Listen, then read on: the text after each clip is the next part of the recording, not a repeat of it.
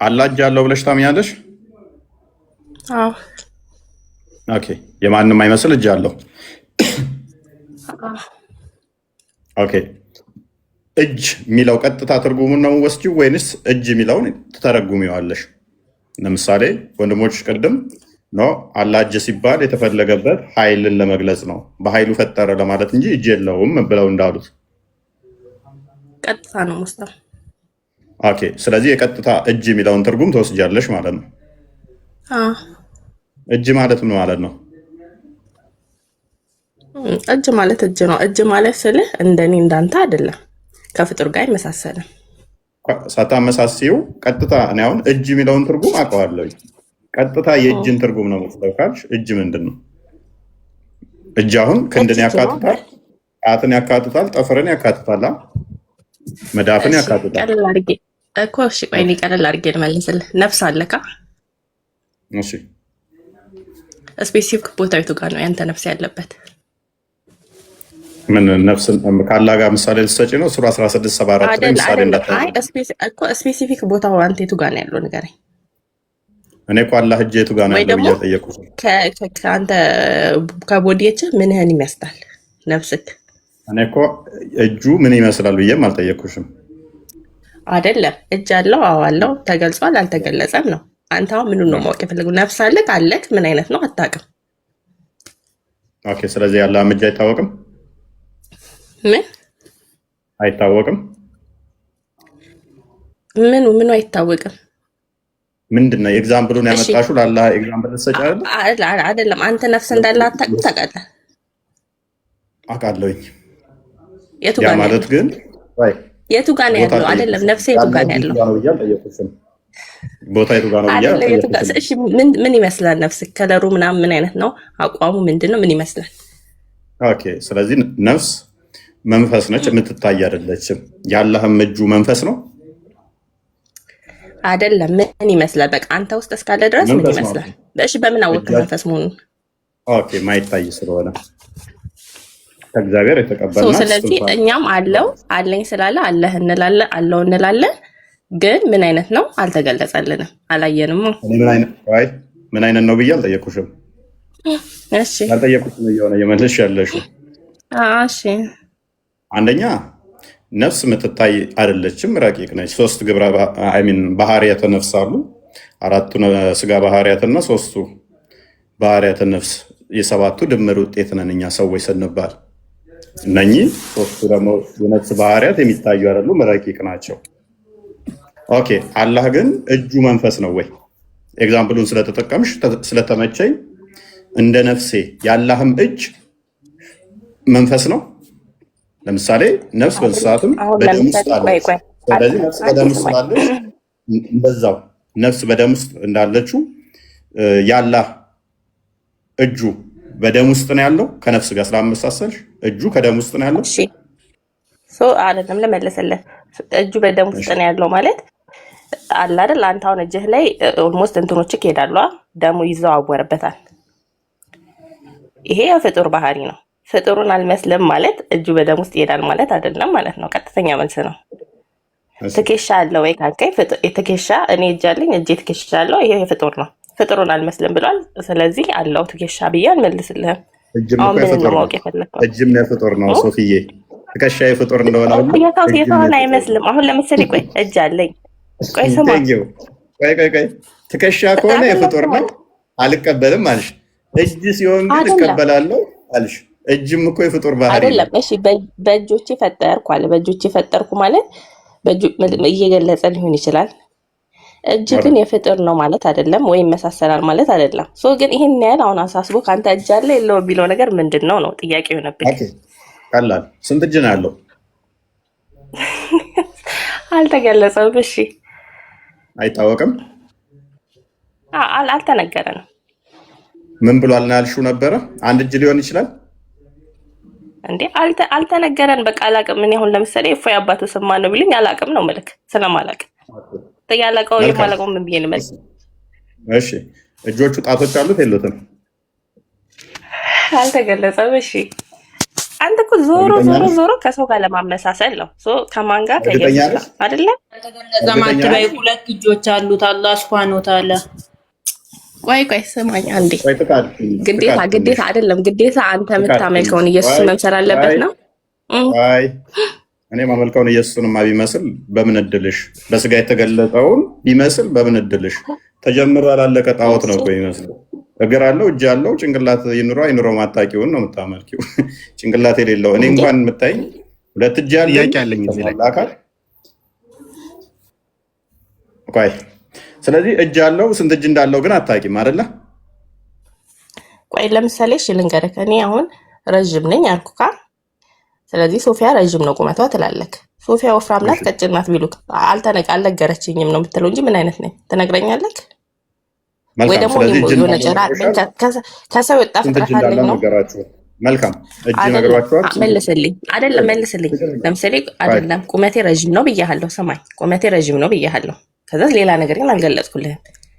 ስለዚህ አሁን እኔ ምንድን የምመስለው ሰው አልመስልም? ምን አይነት ነገር ነኝ? ወይ እሺ ስለኔ ያስረዳ ብልህ ምን አይነት ናት ትላለህ? አላቅም በቃ እና አልነገረችኝም። አልተገለጠም። ስለዚህ ያልተገለጠ አካል ነው የምታመልኪው። ምንም ቆይ ይሄ እንዴ ግዴታ አይደለማ። አይደለም ግዴታ እኮ ማለት ነው አንተ እንደምታያቸው ወይ ደግሞ ሶስቱ ስላሴ ተብሎ ወረቀት ላይ እንደተሳሉት ሰው መምሰል የለብን። አይ ጭንቅላት የሌለውን እንዴት ብለን እንስለዋለን? እናንተ እጁ ይገጣጠም ይለያይ እኮ አልተታወቀም እኮ። ጭንቅላት የሌለውን አካል ለመሳል ራሱ ብንስለው ህጻናት ይፈራሉ። ያንን ስዕል አይተው ናይትሜር ይይዛቸዋል። አይደለም መተኛ አንዴ ስለዚህ ሚዩት ተረጋጊ አታርገኝ፣ ሚዩት እና አታርገኝ። አሁን ቆይ ተረጋጊ። ስለዚህ እጅ አለው ስንት እጅ እንደሆነ አልተገለጠም። እየካድሽ እንደሆነ ስለማቅ ስለተግባባን ኤኒዌይስ ገልጸዋል። እጅ 2 ማለት እጅ ነው ያለው ተገልጿል። አልተገለጠም ብላለች። ችግር የለውም ተስማምቼላታለሁ።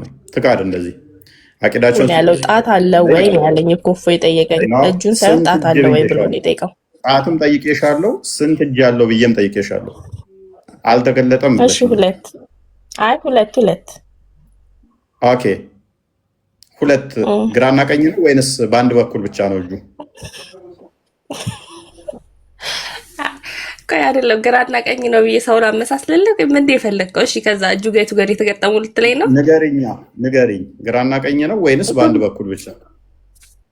ቀኝ ነው። ግራ የለውም? የለውም። እሺ አስተክፊሩላ የለውም። እርግጠኛ ነሽ? ግራ አለው የሚሉ ካሉ ስህተተኛ ናቸው ማለት ነው። አይደለም አሁን ፖይንቱ ምንድን ነው? አንተ እጁን የፈለክበት ፖይንት ምንድን ነው? ወይ ግራና ቀኝ እጅ ነው ያለው ወይንስ ሁለቱም እጆቹ ቀኝ ብቻ ናቸው? ቀኝ ብሎ ከፍጡራን ጋር አይመሳሰልም። ያለ ግራና ቀኝ ማለት የሰው እጅ የሰው ያንተና የኔ እጅ ግራና ቀኝ ነው። የፍጥር ግራና ቀኝ ነው። ከፍጥር ጋር እናመሳስለው። አላህ ግራና ቀኝ ነው ያለው ወይንስ ቀኝ ብቻ ነው? ለመጨረሻ ግራና ቀኝ ነው ብዬ አላመሳሰልም። ግራና ቀኝ ነው ብዬ አላመሳሰልም እያለች ነው። አይዳ መቀጠል ትችያለሽ፣ ደጋግመሽ እየገባች ስለሆነ። የአንቺስ አላ ግራና ቀኝ ነው ወይንስ ግራ ብቻ ነው? አይዳ ማይክሽን አንሻው። እና ቀኝ ተብሎ እንደ ፍጡራን የአላህ ሱብሃነሁ ወተዓላ እንትና አይመሳሰልም። ስለዚህ አንቺ አላ ደግሞ ግራና ቀኝ ነው? የለም ግራና ቀኝ አይባልም። አቅጣጫ እንዲህ ምናምን ተብሎ አልተሰጠውም። ስለዚህ ግራና ቀኝ እጅ የለውም ማለት ነው። ለምን 2 እጆች አሉት? ከላስ በቃ 4 ነጥብ። ግራና ቀኝ የለውም ማለት ነው። ግራና ቀኝ አይባልም እንደዛ። ቴንክ ዩ።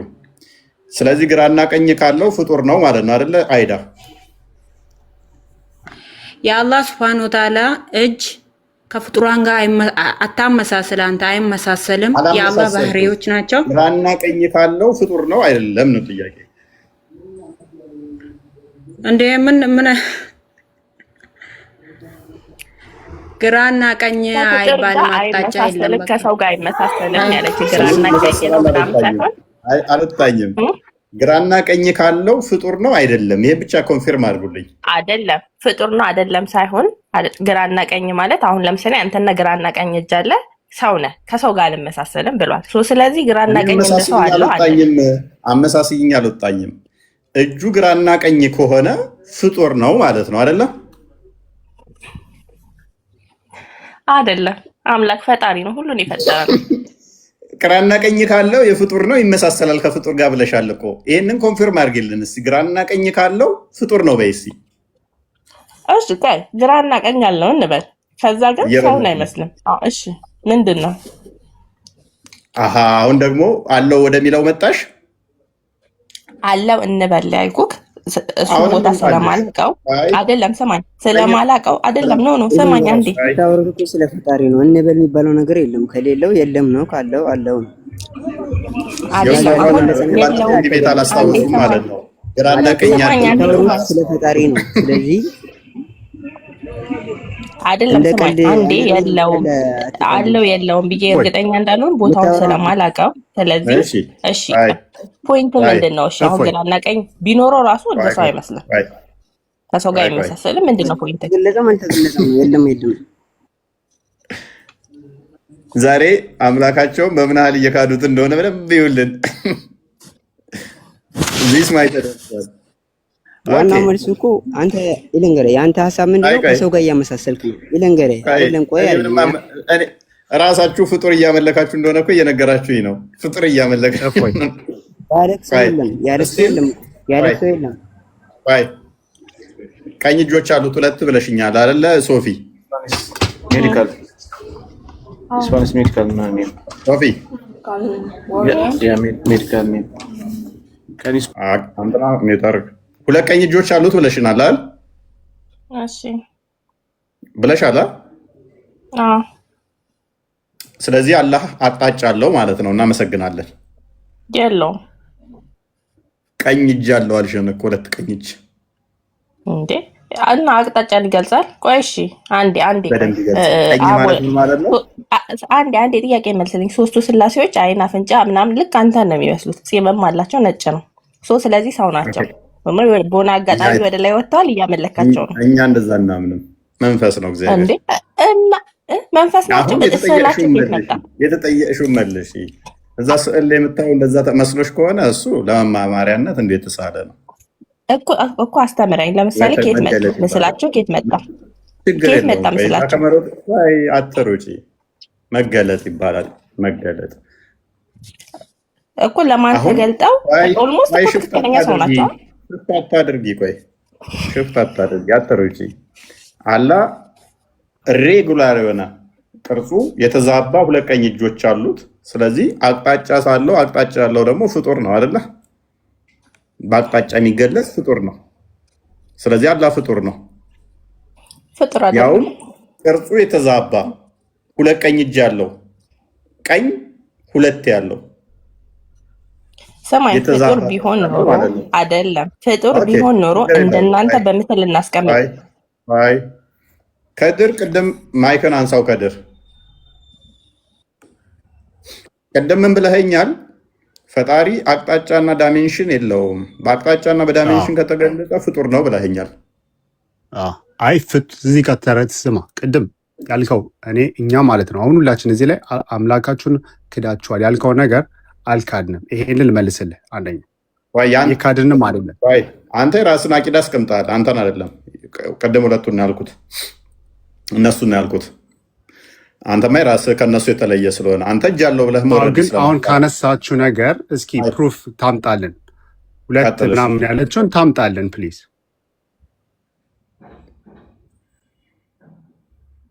ሁለት እንዳለው ማስረጃ ዝም ብለሽ የአላህን እንትን ማለት አትችይም። እንኳን አንቺ እሱም እንትን አላለም። ገብቶሻል? ማስረጃ ካለሽ እኛ እናምናለን። አላህ እንደዚህ ብሏል ካለ እናምናለን፣ እንቀበለዋለን። ካላለ ግን ዝም ብለሽ እዚህ ሁሱ ወይም እንትን አሉ ምናምን ብለሽ እንትን አትበይ።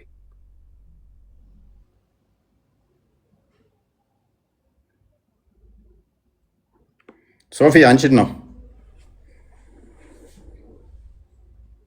ኦኬ እሺ፣ አንተ መልስ ነው የምትፈልገው? ነው ካነሳሽ አሁን ስለ አላህ ስለ ቁርአን ሲነሳ አንተን አይደለም። አንዴ ይቅርታ፣ አንተን አይደለም፣ ከድርን አይደለም። ቀጥ መልሱን ዝም ብለሽ የተጠየቅሽውን አንተ መልስ ነው የምትፈልገው እኮ መልስ ነው የምትፈልገው። እኔማ ፍጡር መሆኑን አሳየው። በቃ ጨረስኩ። ደን ፍጡር ነው። እንዴት አድርጋ አሳየህ እኮ? እንዴት አድርጋ አሳየህ? ኦኬ በአቅጣጫ የሚገለጽ ነገር በሙሉ ፍጡር ነው። ምክንያቱም ሁለት ቀኝ እጅ ያለው አልሽ። በምን አይነት አቅጣጫ ገለጹ እኮ? በምን አይነት አቅጣጫ ተገለጸ? በቀኝ ቀኝ በሚል እጅ ነው የተባለው። አቅጣጫ በምን አይነት? ቀኝ በሚል እጅማ እጅ ነው። ሁለት ቀኝ እጅ ያለው ስትይ ቀኙ ዳይሬክሽን ነው፣ እጅ የሚለው አካል ነው። ስለዚህ ቀኝ የሚባለው ነገር ከመፈጠሩ በፊት አላህ እጅ የለውም ነበር ማለት ነው። ስለዚህ አላህ አካሉ ራሱ የተፈጠረ ነው። አሌስ ቀኝ ግራ ዳይሬክሽንም ማን የፈጠረው? ማንም ይፍጠረው። ለምን ማንም ይፍጠረው? ማን የፈጠረው? ማንም ይፍጠረው መልስ አይደለም። ማን የፈጠረው ዳይሬክሽንን? አላህ ፈጠረው ብትይ ራሱ ቀኝን ከፈጠረ በኋላ ነው ሁለት ቀኝ እጅ ያለው ማለት ነው። ምክንያቱም ቀኝ በሌለበት ላይ እጅ ሊኖረው ስለማይችል። አንተ ራስን ፈጥረከዋል። ፖይንቱ አልገባሽም? በደንብ ክሊር ላድርግ። ፖይንቱ ገብቶኛል። በቃ ፈጣሪ አይፈጠርም። ከፈጠረ በኋላ ከተፈጠረ በኋላ የምትለው ነገር አይደለም። አይፈጠርም። ያለ የነበረ ወደፊት የሚኖር ነው። አልተረዳሽውም። ምን ብለሽኛል? ሁለት እሺ፣ ቆይ አንዴ ቀለል ያለ ጥያቄ ልጠይቅ። አንዴ አይ ፖይንቱ ስላልገባሽ ነው። ስለገባኝ ነው እንዳልገባሽ። ሁለት ቀኝ እጅ አለው አልሽ። አዳምጪ። ሁለት ቀኝ እጅ አለው አልሽ። ኦኬ ግራ ብዬ ስጠይቅሽ ዳይሬክሽን ነው የለውም ቀኝ እንጂ ብለሽኛል። ማማ ብለሻል አላልሽ? ቀኝ ነው እንጂ ግራ አይደለም ብለሻል አይደለ?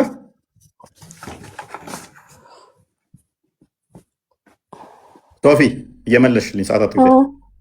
አቤት። መልካም ቀኝ እንጂ ግራ እጅ አይደለም ያለው ብለሽኛል። ሁለት ቀኝ እጆች አሉት ብለሻል። መልካም ቀኝ የሚለው ነው አካሉ ወይንስ እጅ የሚለው ነው አካሉ? ማስረጃም እየጠየቅኩ ቆይ ሰማኝ። አይደለም ሁለት ቀኝ እጅ ማለት እንደው ሁለት ቀኝ እጅ ሆነ የሰው ልጅ ሁለት ቀኝ እጅ አለው?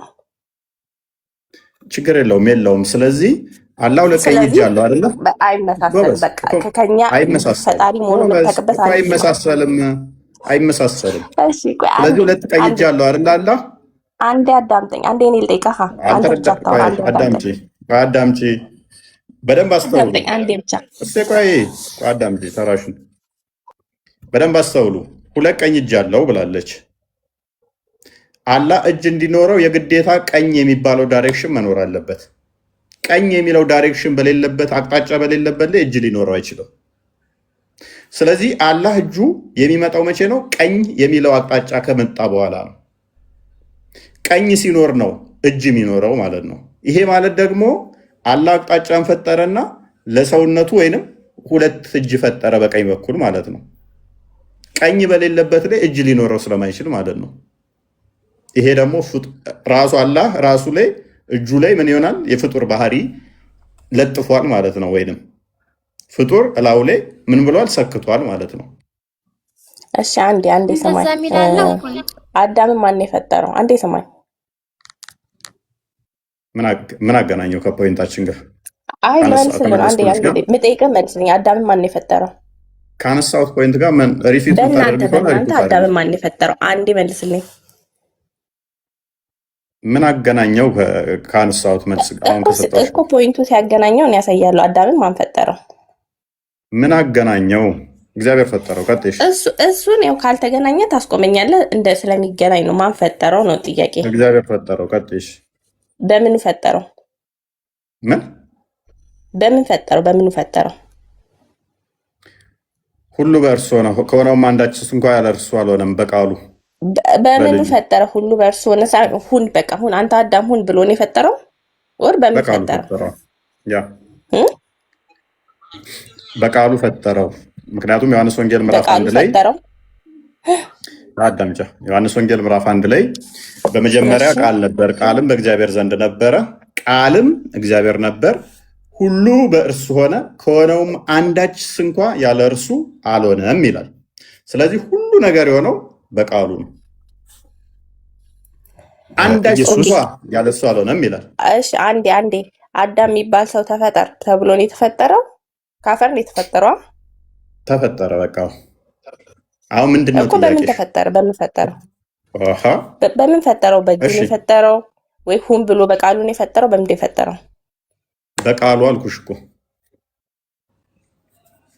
ያ ቃሉ አካላዊ ነው። የሚፈጥር ነው። ለዚህ ነው በቃሉ ዕብራውያን ሲለው ምዕራፍ 1 ላይ ተፈጠረ የሚላለ መጽሐፍ ቅዱስ ላይ አለ እንደዛ አሁን እኮ ነገርኩሽ እኮ መጽሐፍ ቅዱስ ላይ አለ። አዳም በቃሉ ተፈጠር ብዬው ተፈጠረ የሚላለ አሰማም ልጅቷ ማለት ነው አለ መልስ ሁሉ በእርሱ ሆነ ከሆነውም አንዳች እንኳ ለእርሱ አልሆነም። ሁሉ በቃሉ ተፈጠረ እያልኩሽ ሁሉ በቃል ሆነ ከሆነውም እንኳን አንዳች እንኳን ያለ እርሱ የሆነ የለም። አሁን ከአላህ ፍጡር ከመሆን ጋር ምን አገናኘው? ጥያቄው በደንብ አስተውሉ። አንዴ ጥያቄን ስማኝ። አንዴ በደንብ ተረዳኝ። አንዴ በደንብ አዳምጪ፣ ተረጋጊ። ቆይ አላህ ቀይ ለማስቀየስ ነው ሐሳብ ስላልገባ የምትመልሰው ሌላ ነገር ነው አይደለም። ጥያቄ ፕሊስ በደንብ ገብቶኛል። ይሄን ሰምተህ መልስልኝ። ተረጋጊ። ቆይ አዳምጪ። ሎክ አላህ ያለ ቀኝ እጅ ሊኖረው እንደማይችል አሳይቻችኋለሁ። ቀኝ ደግሞ ፍጡር እንደሆነ አቅጣጫ ፍጡር ከሆነ ያ ፍጡር በሌለበት ደግሞ እጁ እንደማይኖር ተማመነ። ስለዚህ አላህ ወይንም እጁ ፍጡር ይሆናል ማለት ነው። እጅ የሚለው አካሉ የአላህ ፍጡር ይሆናል። ወይንም ደግሞ ቀኙ ዳይሬክሽን በራሱ ፍጡር ያልሆነ ይሆንና ቀኝ የሚባል አቅጣጫ ራሱ ፈጣሪ ያለ ማለት ነው። ከድር ቅድምም ብሎናል። ዳይሬክሽን እና ዳይሜንሽን ለፈጣሪ ከተሰጠረ የፍጡር ባህሪን ያመጣል ብሏል። ከድር ተስማማለህ? የሚመስለው ምንም ነገር የለም ብያለሁ። ደግሞ አንዴ ኢየሱስ ፈጣሪ ነው ፍጡር ነው? ኢየሱስ ዳይሬክሽኑን ትቀበላለህ? አሁን ጤነኛ አይደለሽም። ሚዩት አደርጋለሁ። አንዴ እፎይ፣ አንዴ ብቻ አንዴ። ኦኬ፣ ዳይሬክሽንን ትቀበላለህ አንተ? አሁን እሷ ባለችው አላህ ሁለት ቀኝ እጅ አለው ብላለች። ቀኝ የሚለው ፍጡር ነው አይደለ? አቅጣጫ ነው። ራይት? እየሰማሁህ ነው። አቅጣጫ ነው አይደለ? ቀኝ የሚለው አቅጣጫ ነው አይደለ? ቀኝ ማለት አቅጣጫ ይሆናል? እስኪ ንገረኝ አንተ። ምንድን ነው እሱ? እሺ ሁለት ቀኝ እጆች አሉ ሲባል ምን ማለት ነው? እኔ አለው አላልኩም። እጆች አሉት አላልኩም። አካል አለው አላልኩም። ግን ቀኝ ሲባል ዳይሬክሽን ይገልጻል ወይ ነው? ግራ ሳይሆን ቀኝ እጅ ነው ያለው የሚሉት ምን እያሉ ነው? አኮ አሁን እያልኩ ያለሁት አንተ ባመጣኸው ቀኝ ይሁን ግራ ይሁን ዳይሬክሽን ይገልጻል ወይ ነው ምልክት። በደንብ ገለጸ። እስኪ ዲስክራይብ አድርግልን። ግራና ቀኝ ዳይሬክሽንን አይገልጽም? አሁን ለምሳሌ ዳይሬክሽን ምክንያቱም ለምን መሰለህ ይህንን ያልኩት ግራ የለውም ቀኝ ነው። ዛት እንዳለው ተማምነናል። አቅጣጫ ነው አይሚን አካል አለው አይደለ? እነሱ በሚያምኑት ያ አካል ደግሞ በቂያማ ቀን የሚታይ ነው። ያ የሚታየው ደግሞ ሁለት እጅ ነው። ያ ሁለቱ እጅ ደግሞ በቀኝ በኩል ነው። አቅጣጫ አይገልጽም ብለህ ነው የምታምነው ይሄንን? ምክንያቱም የሚታይ አካል አለው። ያ አካሉም ደግሞ በቀኝ በኩል ነው። እሺ ልመልስልህ። ምክንያቱም እንዳትተረጉመው ማለት ፈልጋለሁ። ችግር የለውም እንዳትተረጉመው፣ በደንብ አስተውል። ማሰሪያውን የሚታይ ሁለት እጆች ሁለት ሚሉትን እንዳዘነጋ የሚታዩ ናቸው። እነኛም ደግሞ በቀኝ በኩል ብቻ ናቸው፣ በግራ የለም ተብለሃል። ቀጥል። እሺ አንዴ ከርዕሱ ልውጣና ሶፊ ማለት ነው እዚህ ጋር የነበረችው ብታስገባ ጥሩ ነው። ምክንያቱም አንዴ ሪስፔክት አድርግ። አንተ ሴት ልጅ ነች፣ ሪስፔክት አድርገህ እያወራት ነው። እሷ ደግሞ ታዳምጥህ። አንቺ ለማውራት ከፈለግሽ እዚህ ጋር አዳምጭና፣ ምክንያቱም ያስወጣሽል የእሱ ቤት ነው። አንድ ነገር እሱ እያወራ በላይ እንትን የእሱ ባህሪ ተረጅና እንትን በይ እና ሶፊ ብትመልሳት ጥሩ ነው። ምክንያቱም የጀመረችውን ነገር እንትን ደጋግማ ያሰራብሽ ነው። ደጋግማ እየረበሽ እዚህ ሙስሊሞች ማለት ነው ለማውራት ከፈለጋችሁ ሪስፔክት አድርጋችሁ በላይ አታውሩ እና ሪስፔክት አድርጉ። እሱም ሪስፔክት እያደረጋችሁ ነው። ግን የምትሳደብ ከሆነ ሴት ልጆች ናቸው እንትን አትበላቸው ፕሊዝ። እና አንተ የጠየቀኝ ጥያቄ ለእኔ ብቻ ሳይሆን እኔ አንተ የጠየቀውን ጥያቄ እኔ መጠየቅ እፈልጋለሁ ሙስሊሞች። ምክንያቱም እኛ ሁሉም አዋቂዎች አይደለም ሙስሊሞች ብንሆንም ማለት ነው። እና መጠየቅ ያለባችሁ እራሳችሁን ጠይቁ። ስለ አንድ ኡስታዝ እንደዚህ ስላለ ምናምን አይደለም፣ እራሳችሁ ጠይቁ። ምክንያቱም ቲክቶክ ላይ አሁን ባለፈው ከሁሱ ጋር ነበር ውይይቱ፣ ክርክር ነበርና እኔ አስደነገጠኝ ሁሱ ባለው ማለት ነው። እኔ እንደዚህ እኔ በተማርኩት አስቤውም አላውቅም። ቁርአን ላይም እንደዛ አይልም። እና ሁለት እጆች አሉ ስትይ ደግሞ አምጪ አሳይኝ። እኔ አሁን ክርስቲያን ሆኜ ምናምን አይደለም። ሰምታው ከሆነ እሱ ሁለት እጆችን በግራና በቀኝ በኩል ናቸው አሉት ብሎ ነው ያለው። ራሱ ሁለት እጅ አለው እያለች ነበር። እስቲ ሰዋት መልስልኝ። አበባ የለበሰችው ግን እፎይ እዚህ ላይ አንተ ጠይቀኸኛል፣ መልሻለሁ። እኔ ጥያቄ አለኝ መጨረሻ እንዳታስወርድ ሳልጠይቅ ጥያቄ ጠይቃለሽ። ችግር የለም። ኦኬ ዑመርና አብዱራህማን አብደላ አህመድ እድለቢሶ አይዳ እፎይ አንዴ ኦኬ ቅድም ሶፊ ተራውን እስከሰጠኝ እየጠበቅኩ ነበረ። ቅድም ሶፊ ያነሳችው አንድ ጥያቄ ነበረ። እሺ ለምሳሌ እናንተ ሶስቱ ስላሴ ብላችሁ እንትን በምስል ላይ ያሉት ነገራቶች ምንድናቸው ብለህ ነበር። ያኛ ቅድም ምን ብያለሁ? እሱ ስመልስ መገለጥ ይባላል። በመጽሐፍ ቅዱስ ላይ እግዚአብሔር በመገለጥ ነቢያቶች ጋር የተገለጡትን ለመማማሪያ የተቀመጠ እንጂ እግዚአብሔር እንደዚህ ነው እንደዚህ አይነት ጅግር ኖሮት እንደዚህ ሶስት ቁጭ ያሉ ተነጣጥለው ብለን አናምንም። እግዚአብሔር ማንንም ይመስል አይደለም፣ ማንንም አይመስልም። ደግሞም እንደዚህ በፓርቲሽን ተከፋፍሎ ከዛም ደግሞ ሶስት ሰዎች እንዲህ ቁጭ ያሉ ናቸው ብለን አናምንም። ሲጀመር እግዚአብሔር ማንም ያየው እንኳን ምስል ስዕል ቀርቶ እንኳን እንደዚህ ስዕል ስለ እግዚአብሔር ይሄ ነው ልትል ቀርቶ ማንም ያየው የለም። ዮሐንስ ወንጌል ምዕራፍ 1 ቁጥር 18 እንደሚናገረው እግዚአብሔር አንድ ሰው እንኳን ያየው የለም ይላል። ጢሞቴዎስ 1 ምዕራፍ 1 ቁጥር 1 ምዕራፍ 1 አንደኛ ጢሞቴዎስ ምዕራፍ 1 ቁጥር 17 ደግሞ እግዚአብሔርን አንድስ እንኳን ያየው የለም ሊያየውም አይቻልም ይላል። ስለዚህ ማንም ያየው የለም ሊታይም አይችልም።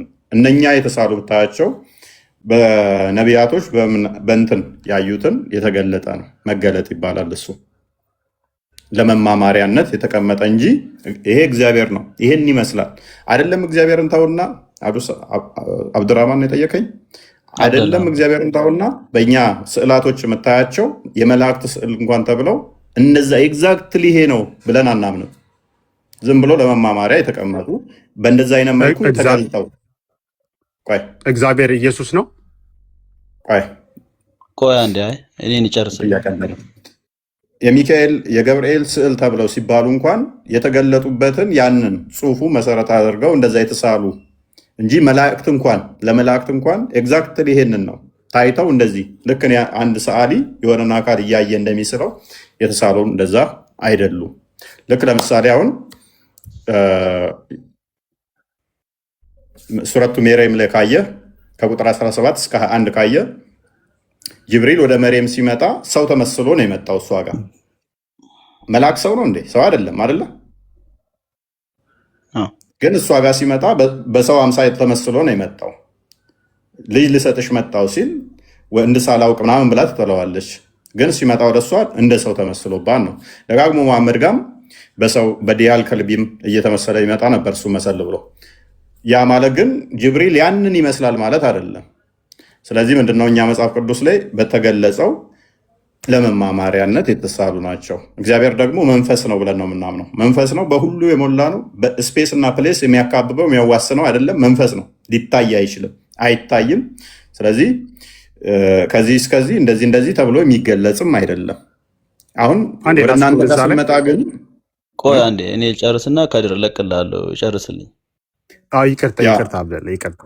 ከድር አንተ ጋር እመጣለሁኝ። ቆይ ክርስቶስ ጋር ነው የአንተ ጥያቄ። ክርስቶስን እሺ ልልን ካለና ልለፍ። ኢየሱስ እግዚአብሔር ነው ወይ? አዎ እግዚአብሔር ነው፣ በስጋ የተገለጠ። አይተው በቃ የኔን ተውና ወደ አብደላ። ይቅርታ እኔ በማከል በመግባቴ ይቅርታ አብደላ። አብሽር። እሺ አብደላ፣ አሁን የእናንተን እሺ አንዴ ንካልኝ። አንተን አቂዳን ልለወቀውና አላ ዛቶች አሉ ስለታምናለህ። ቆይ ይቅርታ አድርግልኝና ይሄን ያነሳውብህ ነገር ምን መሰለህ፣ ለመማማር ስለሆነ የምናወራው ማለት ነው። ያ ይሄን ያነሳው ብለን መሰለህ እኛ ጋር አሁን ቆይ አንዴ እኔ አስቸር ሰማው እስካሁን አንዴ ብቻ እስከዛን ጠይቅ፣ ችግር የለውም። የቻልኩት እኔ ያው እንትን የለኝም፣ ግን ያው ግልጽ ስለማድረግ ነው ማውራ፣ ያው እውቀት መማማር ስለሆነ ነው ይሄን ያነሳው እና ቅድም ጀምሬ ስለተከታተልኩ ነው እቺን ያነሳሁት። እና አሁን ይሄን ለምን ጠየቅኩ መሰለህ፣ እኛ ጋር አሁን ስለ እጅ ምናምን እያወራችሁ ነበረ ከሶፊ ጋር ረጅም ሳስተዋሉ ስለሰማው ነውና እኛም ጋር አሁን እናንተ አሁን በገለጽክልኝ መንገድ አሁን ሶስቱን እንትን ወይም የመላእክቶችን ስዕል ሁኔታቸውን በገለጽክልኝ ልክ አላህም ጋር አላህ ለኛ በሚገባን መልኩ ገልጾት ነው እንጂ እንደዛ ነው በቃ። ያ ማለት እኔ በእጅ ገልጾት ከሆነ ራሱን ለምሳሌ እኔ በእጅ በፈጠርኩት ነገር ብሎ እንትን ብሎ ከሆነ በእኔ አይነት እጅ ነው አይደለም፣ ጣት እንዴት ነው ምናምን አይደለም፣ ለኔ በሚገባኝ ወይ ነው እንደገለጽ አድርጌ እንትን ብሎ። ለምን አላህን የሚመስል ምንም አይነት ነገር ለይሰ ከሚስሊ ሸይء ወሁወ ሰሚዑል በሲር የሚል ቁርአን እንዳለ ስለማቅ እሱን መሳይ ምንም ነገር የለም። እሱ ሰሚም ተመልካች ነው። ይሄ ማለት እንደኔ አይነት አይን ነው፣ እንደኔ አይነት እጅ ነው፣ እንደኔ አይነት ጆሮ ነው አይደለም። ለመሰለው ወይ እዚህ ጋር አስጨርሰኝና ማለት ነው እኛ ሩሃችን ሁላ የኛ ሩሃችን እንኳን የት እንዳለች ማናቅ ህዝቦች ነን። የኛ ጭንቅላት የሱን የአላህን እንትን ለየሆነ ይሄ ነው ብለን ለመቅረጽ ምንችል አይነት ፍጥራን አይደለንም። የፈጣሪ እንትን ነው አላህ የነገረን የመቀበል ግዴታ ያለብን ህዝቦች ነን። መخلوቅ ስለዚህ ሜቢ አብዱላ አላህ ይሄ ነው የነገረን ነው እንጂ እንትን ምንለው ያልነገረን ይሄ እንደዚህ ነው ብለን ልንስለው ምንችለው አይነት ፈጣሪ አይደለም። እኛ ፈጣሪ ማለት ለምን እሱን መሳይ ምንም አይነት የለም ብለን እንትን ምናምን ሰዎች ነን። እና የተነገረን ከማመኖች ይሄ ነው ብለን መመሰልም አንችልም። በቃ የተነገረንን ነው ልንይዝ ምንችለው ነው ዋናው ፖይንትን እንዳገኘው ሰው ከተነገሩት ውስጥ እነኛውን እጅ አለው ምናምን የሚሉትን ታጸድቃለህ ወይንስ ነው እነሱ ይተረጎማሉ ነው የምትለው?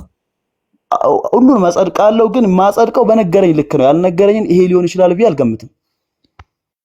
ኦኬ፣ ስለዚህ አላህ እጅ አለው እግር አለው ብለህ ግን ታጸድቃለህ ተናግሮ ከሆነ አዎ።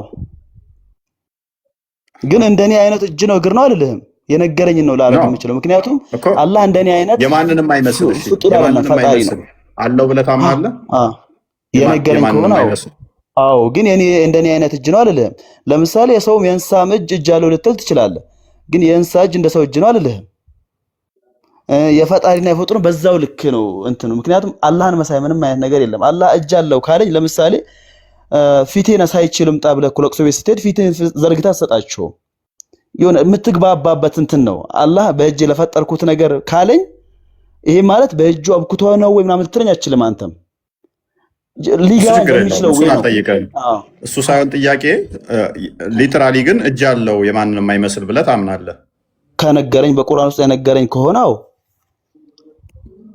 አሁን ምክንያቱም የጀነት ማለቢ ማምኑ ፍጡር ስለሆንኩኝ ማለት ነው። አብደላ ምንድነው ሰውን እያደረክብን ያለው? እርግጠኛ አይደለህም። አምላክን አለው የለው የምታመልከውን እርግጠኛ ሆነህ እየነገርከን ያለው ነው። ያኔ የነገረኝ በሙሉ እርግጠኛ ሆኜ የምቀበል ሙእሚን ነኝ። እሺ ምን አለው ብለህ ነው የምታምነው? ምን አለው ብሎ ተናግሯል ቁርአን ላይ።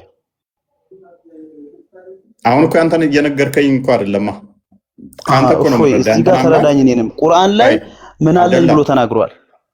አብደላ አንተ እኔን ስጠይቀኝ እኮ እኛ እንዲህ ነው ምናምነው ብዬ ነገርኩህ አይደል? ያንተን ደግሞ በዛት ጉዳይ ላይ አላህ አለው የለውም ብለህ አንተ ነው የምንነግረኝ።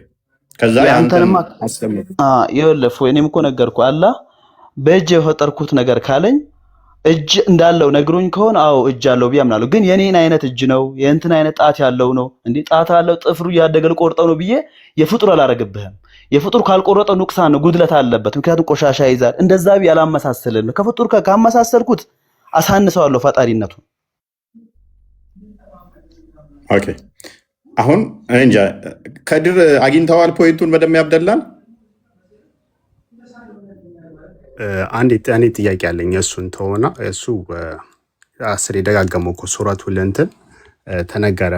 ማንም አላህን የሚመስል የለም። አላህ ራሱ ተናግሯል ሱረቱል አሽራ ላይ። አንተም ታውቀዋለህ፣ ደጋግመህ ሱራዎችን ታነሳቸዋለህ። እኔ አሁን ጥያቄ ወደ ክርስቶስ ስንመጣ ክርስቶስና እግዚአብሔር አንድ ናቸው? ክርስቶስ ራሱ እግዚአብሔር ነው፣ በስጋ የተገለጠ እግዚአብሔር ነው። ሁሉም ነገር ያውቃል። ኢየሱስ ሁሉም ነገር ያውቃል። እውቀት ምንድን ነው እሱ? አሁን እግዚአብሔር ሁሉን ነገር ያውቃል ይላል። ቅርታ ለወጣ ስለሆነ ያሁኑ ነገር ተግባባን ከሆነ ወይ ሌላ የምታስረዳኝ ነገር ካለ ካልሆነ ግን ቸኩልኩበት ጉዳይ አለ። አንተ እኮ አብደላ እንትን አደረክብና ምን አደረክብን መሰለ? ግልጽ ልታደርግልን አልቻልክም እኮ። ያላ ዛት እንዳለው ታምናለህ አይደለ? ኖ አንድ እዚህ ጋር ምን መሰለ፣ እኔ ሙስሊም ብቻም ሳይሆን ሙእሚንም ጭምር ነኝ። ባላየሁትም ነገር አላህ በነገረኝ ነገር የማምን አማኝ ነኝ። እያንዳንዱ ነገር ዲቴል ልየው ብዬ እንትን ምላደርለው። ምክንያቱም ብዙ ነገራቶችን ሳናይ ነው የምናምነው። እኛ ነቢዩን አይተን አይደለም። ተነግሮ ነው ማየት ነሰሰርሊ እኮ ማየት አለብህ ብዬ እኮ አላልኩህም እኮ ነኝ። እዚህ ጋር ደግሞ በአላህ ጉዳይ ላይ ገብቼ ለመዘላበድ ይቅርና የኔ ሩህ እንኳን የት እንዳለች ማላውቅ ፍጥረት ነኝ። ሩሄ አሁን የኔ ተቀመጠችው ሩሄ። ስለዚህ ስለ አምላክ ብጠይቅህ ምንድነው መመለስልኝ? ካዳ የነገረኝ ነው። ስለ አምላክ ብጠይቀኝ አላህ የነገረኝ ነው ልቀበልህ የምችለው። እሺ የት ነው ያለው አላህ? እሺ ቁርአን ላይ የት ነኝ ብሏል? እኔን ትጠይቀኛለህ እንዴ? አንተ እኮ ነው ያንተን አምላክ ምን ነግረኝ። ይኸውልህ እዚህ ጋር አርራህማን አልዓርሽ ተዋል አብደላ ቁርአን ላይ እዚህ ቦታ አለ ብሏል። አላህ እንደዚህ ያለው ብሏል ካልኩህማ እኔ ነኝ አንተን አላህ እየነገርኩህ ያለሁት። ከዛ እሱን አምልክ ልልህ ነው። ለምን ይሄን ያልኩህ ለምን ታውቃለህ? ቆይ ቁርአን ላይ እንደዚህ ብሏል ብዬ ከነገርኩህና መልሼ ለምን ጠይቀሃለሁኝ? ገባ? አላህ እዚህ ቦታ ብሏል አላህን ነው ስልህ እሺ የት ነው ያለው መልሰህ የምትጠይቀኝ ከሆነ ከዛ ራሴው ምነግርህ ከሆነ ለምን መጠየቅ አስፈለገኝ? አንተ ለኔ መንገድ የት ነው ያለው ብለህ ነው የምታምነው? እኔ ቁርአን ላይ አርራህማን አልዓርሽ እስተዋ ባለው አምናለሁ። የዑለማዎች የተለያየ ትርጉም ካለም የነሱንም ደግሞ የራሳቸው ኢጅቲሃድ ነው ብዬ ይቀበላሉ። ምን ማለት ነው? ፈስርልና ምኑን አሁን ያልከውን አረብኛ። አርራህማን አልዓርሽ እስተዋ ቁርአን ሱረቱ ጣሃ ላይ አላህ ከአርሽ በላይ ሆነ ይላል።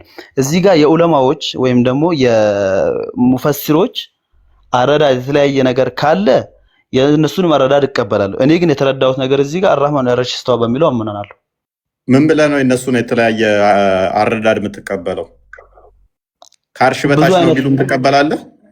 እኔ የራሴ በተረዳሁት አርራህማን አልዓርሽ እስተዋ የሚለውን እቀበላለሁ። ይሄ ማለት አላህ ከአርሽ በላይ ሆነ የሚለውን ማለት ነው። በዛት ነው በእንትን ነው የሚለው ነገር ደግሞ እዚህ ጋር ብዙ አይነት የእውቀት አባቶች የራሳቸውን ምልከታ የያዙበት መንገድ አለ።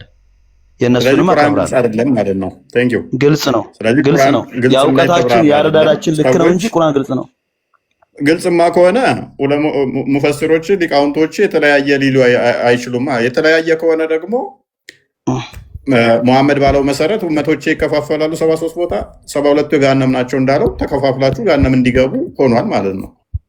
አንደኛው መንገድ እሺ ወደ እኔ ልምጣ። ወደኛ አንድ ፈድር አላደረሰኝ። ቆይ ኖሪ አብዱላ ትንሽ ድምፅ ርቋል። ስለዚህ ምን እያልከን ነው? የሁሉም ትክክል ነው ትለናለህ መልሰህ። ሁላችንም ሁሉም የኢጅቲሃዱን ልክ ያገኛል። እኔ የማምነውን ነገርኩ። አላህ ከአርሽ በላይ ነው በሚለው አምናለሁ አልኩ። አላህ ከአርሽ በላይ ነው በሚለው አምናለሁ። ከአርሽ በላይ ነው በሚለው ታምናለህ እኮ። ከአርሽ በታች ነው የሚሉትም ትክክል ናቸው ብለኛል እኮ። የሌሎቹንም እቀበላለሁ ስላልክ ለምን እኔ ራሴ ነገርኩ። የሌሎቹን አላውቅም። ቅድም ምን አልከኝ መሰለህ? የሌሎቹም ችግር የለውም እቀበላለሁ አልከኝ እኮ። እቀበላለሁ ሳይሆን አከብራለሁ ነው። ኢጅቲሃዳቸውን አከብራለሁ ነው ያልኩ። እኛ ጋር ምን አለ መሰለህ? አንዳንድ የሆነ የሚያከራክሩ እንትኖች ላይ ዋና መሰረታዊ ባልሆኑ ጉዳዮች ላይ የዑለማዎች የሆነ መለያየት ሲኖር የእውቀታቸው ልክ ወይም ደግሞ ሐላልና ሐራም ግልጽ ነው እኛ ጋር። ወበይነሁማ ኡሙሩ ሙሽተቢሃት የሚል ነገር አለ። አንዳንድ ነገራቶች ግልጽ ያልሆኑ ነገራቶች አሉ። ምናልባት ይሄ ነገር ለማስረዳት ምን ብዬ ላስረዳ? ምንድነው? እሺ ስላላህ ግልጽ ይሆናል። ከኢማንህ ጥንካሬ የሚቆጠርባቸው ብታረጋቸውም ደግሞ በዛው ልክ የኢማንህ ልኬት የሚታይባቸው ነገራቶች አሉ። በዚህ መሃል የዑለማዎች ልዩነት ግልጽ ባልሆኑ ጉዳዮች ላይ የዑለማዎች ልዩነት ሊኖር ይችላል። የነዛን በኢጅቲሃድ ስላላህ ተለያይተህ ስለ አምላክህ የምትለው ስለምታመልከው ነገር ግልጽ ካልሆነ ስለሌላ ውዱ ስለማድረግ ስንት ስለማግባት እንዴት መብላት ሽንት ቤት እንዴት መግባት እንዴት መተኛት ሺህ ጊዜ ግልጽ ቢሆን ምን ትርጉም አለው? ስለ አምላክህ ግልጽ ካልሆነ ማን ነው? እሺ ከተለያየ እሺ እኔ አሁን አንተ ተቃራኒ ያልከኝ ማን ነው? እሺ እኔ አሁን ከአርሽ በላይ ነው የማምኑ ሰው ነኝ። ማን ነው ተቃራኒ ያለ ብለህ የምትለው ሰው? ከድር ራሱ ቅድም በዛት ብሎ አያምንም። እንደገና ደግሞ ከአርሽ በላይ የሚለውን አይቀበልም። አላህ ከአርሽ በላይ ነው ብሎ ይቀበላል እኮ። ለምንድን ነው የማይቀበል? አላህ ከአርሽ በላይ ነኝ ይላል ቁርአን ላይ። ስለዚህ እጅ እግሩ ከአርሽ በላይ ነው ያለው። ለምንድን ነው እጅና እግሩ ጋር የምትሄደው? ተራ አልደረሰኝም። እሺ አንቺ ነው ብለሽ የምታምኚው ኑሪ። ምን ነው ሁለቴ ሶስቴ አስወጣችኝ። ኔትወርክ ሾናት አይደል ነው የና አለ። አንቺ ተራ አልደረሰኝም። እኮ ያንቺ አላህ ነው ያለው።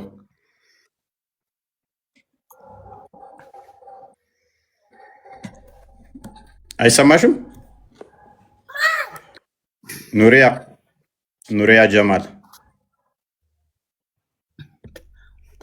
እርግብ አውሪያት እስቲ፣ ጎንሽ ነች። ሰማችሁ አይደለም? ኑሪያ ይሰማሻል?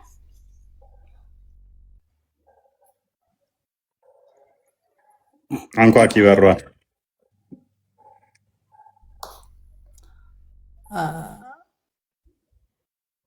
ምን አልሽ? አላህ ቦታና ገደብ የለውም። ኦኬ እጅና እግርስ አለው የለውም? ጥያቄ ደግሞ ጠይቀኝ ልጠይቅህ ማለት ጠይቂያለሽ። እሺ ስለዚህ አላህ ቦታና ገደብ የለውም ከአርሽ በላይ ነው የሚሉት ትክክል ናቸው?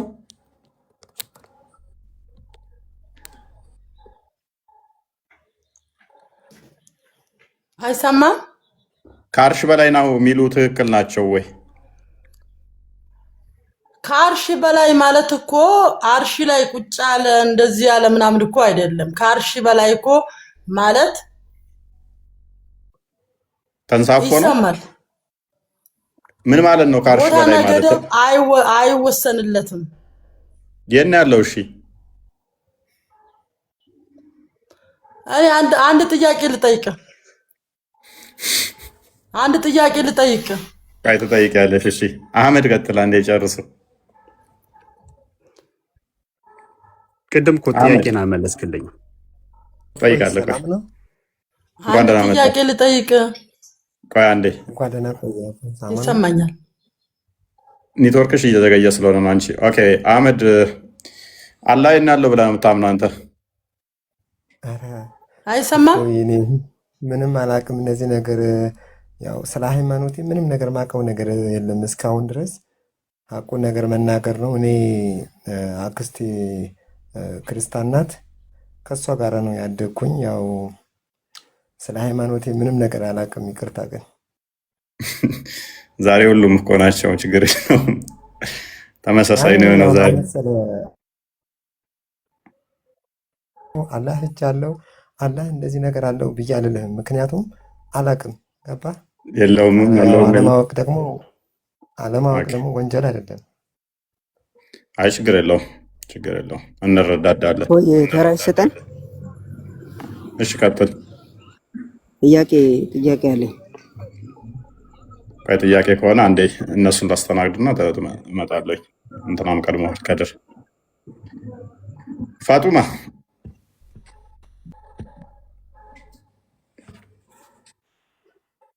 እንዴት ናችሁ? ሰላም ነው። እንዴት ነው? አንቺ ሳላይ ነው ያለው ብለሽ ነው የምታምኚው? አላህ ሱብሃነሁ ወተዓላ ከአርሽ በላይ። ኦኬ እጅ እግር አለው ብለሽ ታምኛለሽ?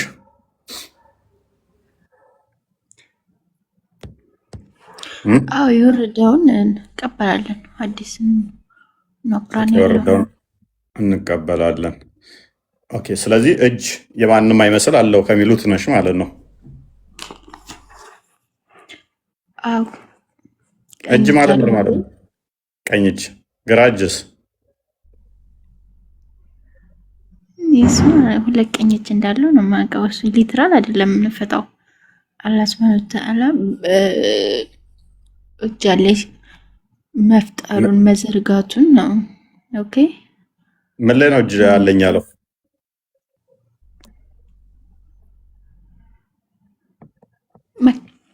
ማለት ምን ላይ ስትል እጅ አለኝ ያለው በምንድን ነው? ቁርአን ላይም 5:64 ላይም አለ። ምን ሚል ምን ይላል መሰለህ? ሱና አኒናሲም 53:79 ላይም አለ ሁለት ቀኝ እጆች እንዳሉት የሚያሳይ። እንደዛ ሚል የለም። ሙስሊም አይደለሽም? ላሳይህ። እንደዛ ሚል የለም። አብደላ ኦኬ። አህመድ እንትን ብላል። ሉና ዱናይ ሰላም፣ እንዴት ነህ? እንዴት ነሽ? አልሐምዱሊላህ። ጥያቄ ነበረኝ። ኦኬ፣ ትጠይቂያለሽ። አላህ እጅ አለው ብለሽ ታምኛለሽ? እጅ አለው፣ ግን እጅ ስንል እንደኛ እጅ አይደለም። ምንድን ነው? እንደማን ነው ካዳ? እንደራሱ ነው። ለምሳሌ አሁን አንተ የተቀመጥክበት ወንበር እግር አለው አይደለ? እሺ፣ የአንተ እግርና የእሱ እግር አንድ ነው? ኦኬ። የኔም እግር መቆሚያ ነው የሚጠቅመው፣ ወንበሩም ደግሞ መቆሚያ ነው የሚጠቅመው። እግሩ ኖ አንድ ነው፣ አንድ ነው። እሱ አልተገለጠልንም። ያው ግን እጅ እንዳለው እናውቃለን። ምን ላይ ነው የተገለጠላችሁ? እጅ አለው ተብሎ ምን ላይ ነው የተገለጸላችሁ? ኦኬ፣ እኔ አሁን ጥያቄ ለመጠየቅ ነው የገባሁት። ጥያቄ ትመልሳለህ? እጅ አለ የተባለው ምን ላይ ነው? ኖ ጥያቄ መለስልኝ። እፎይ፣ እሺ ትጠይቂያለሽ። ኤኒዌይስ እንግዲህ ዛሬ እንዳያችሁት ነው። ማሄርን ብቻ እንድልቀበልና እመጣለሁ ሁላችሁም ጋር።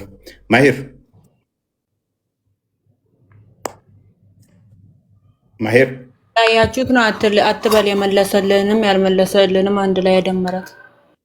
አንቺማ ምንድን ነው የመለሽው? እስኪ ምንድን ነው ያልሽን አንቺ? ሁለት ቀኝ እጅ ነው ወይንስ ግራና ቀኝ እጅ ነው ያለው? ፖለቲካ የለም፣ እንትን አቅጣጫ የለውም። ያለ ሱብሃነሁ ወተዓላ ግራ ቀኝ ከፍጡራን ጋር እንትን አለው አልኩህ እኮ። ስንቴ ነው የምነግርህ?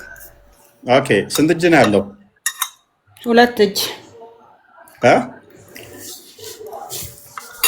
ስንት እጅ? ሁለት እጅ። ሁለት እጅ ስትይ ማስረጃ አምጪ። ሁለት እጅ እንዳለ በሱረቱ ሷድ ላይ አውጣ እስኪ። ስልኬ አንድ ስልክ ብቻ ነው ያለኝ። እርግብ ክፈችላት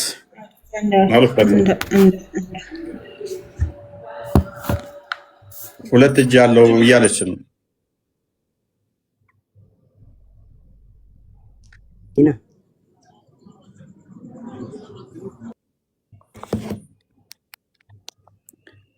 እጅ ማለት ምን ማለት ነው? ምን ብሎ እንደተናገረ ተነገረኝ። አንተ ሁለት እጅ አለው ብሎ ተናግሯል እያለች ነው። አታምንም አንተ ሁለት እጅ እንዳለው?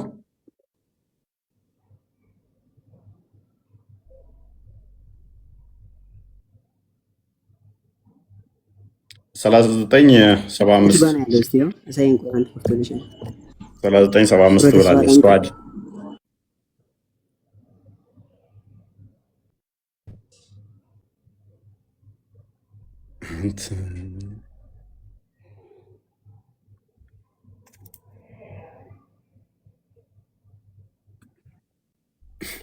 አወጣ ከኔ ሱረቱ ሷድ ቁጥር 70 ምናምን ውስጥ ነው። 70 ስንት ነበር? አላሁ መሰለ ያለው 75 ያ 75 ወርሽ ፓሲቭ ነው።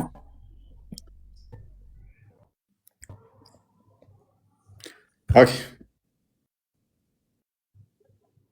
አይታይ በቃ እሺ እኔ ላሳያት።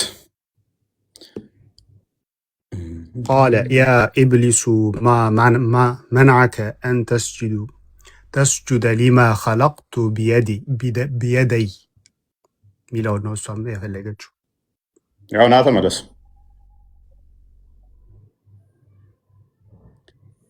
ካሜራክን ትንሽ ወልወል አድርጋት፣ ድምዝዝ ብሏል። ወጥቷል። አነበበልሽ እኮ እንትን ቀራልሽ። አላህ በቀኝ እጆቼ በሁለት እጆቼ ለፈጠርኩት ከመስገድ ምን ከለከለ? አይ ማስረጃ ምናምን ሲል የነበረው ሰውዬ እንዲያይ እኮ ነው።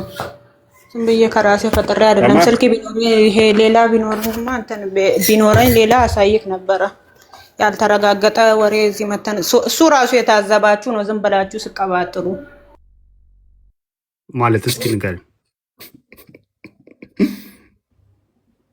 አሁን እዚህ ጋር ቁርአኑ እኮ ቀራዎች ያ ቃለ ያ ኢብሊሱ ማ መናዓከ አን ተስጁደ ሊማ ኸለቅቱ ቢየደይ ልቀጥለው ወይስ ላቁም?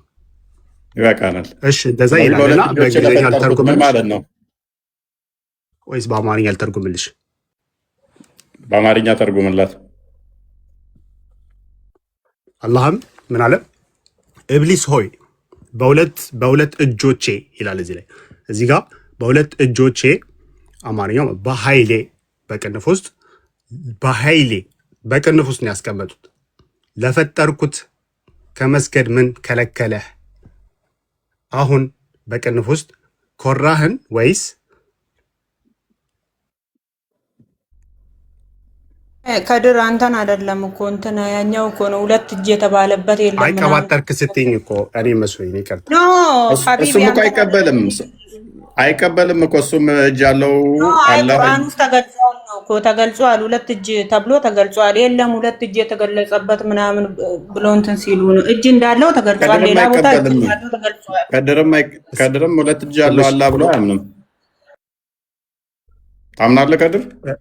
ትምሽን አላወቅኩትም። ፍላወር ልበል እና እኔ ሁለት እጅ እዚህ ቁርአኑ ላይ ማለት ነው በአማርኛ በቅንፍ ውስጥ ነው ያስቀመጡት። አሁን እዚህ ላይ እጅ የሚለውን ትርጓሜ ሳናቅ እንትን አሁን እዚህ ጋር እፎይ ሲያነሳ ማለት ነው ቻሌንጂንግ የሆኑ ጥያቄዎች ሲነሱ እኛ እንትና ነው ስሜታዊያኑ እንወቅ። ገብቶሻል? አሁን እሱ ብዙ ሲሳደብ ምናምን ሰምቼዋለሁ። ዛሬ ቀን ሪስፔክት ሆኖ ነው የሚያወራው። እኔ ልቀባጠር አልተሳደብኩም ኖ ዛሬ ቀን አላልኩም። ከዚህ በፊት ሁሌ ስገባ በጣም እኔ ልሰማም አልችልም በስድብ እና አሁን ሪስፔክት አድርገን ነው ዛሬ ቀን እያወራ ያለው። ግን አሁን ሌላ የፈለግኩት ትርጉም በአማርኛ ሲተረጎም በአብዛኞቻችን አንረዳውም።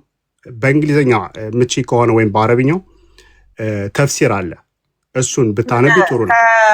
ኡስታዝ በቀደም ሲወያይ አልሰማህም እንዴ? ከሱ በላይ ታቀለህ እንዴ? አይኔ ኡስታዞች ስላሉ አይደለም ብዙ ከነሱ የተሻሉ ብዙም ማለት የእውቀት ባለቤቶችን ጠይቁት ይባላል።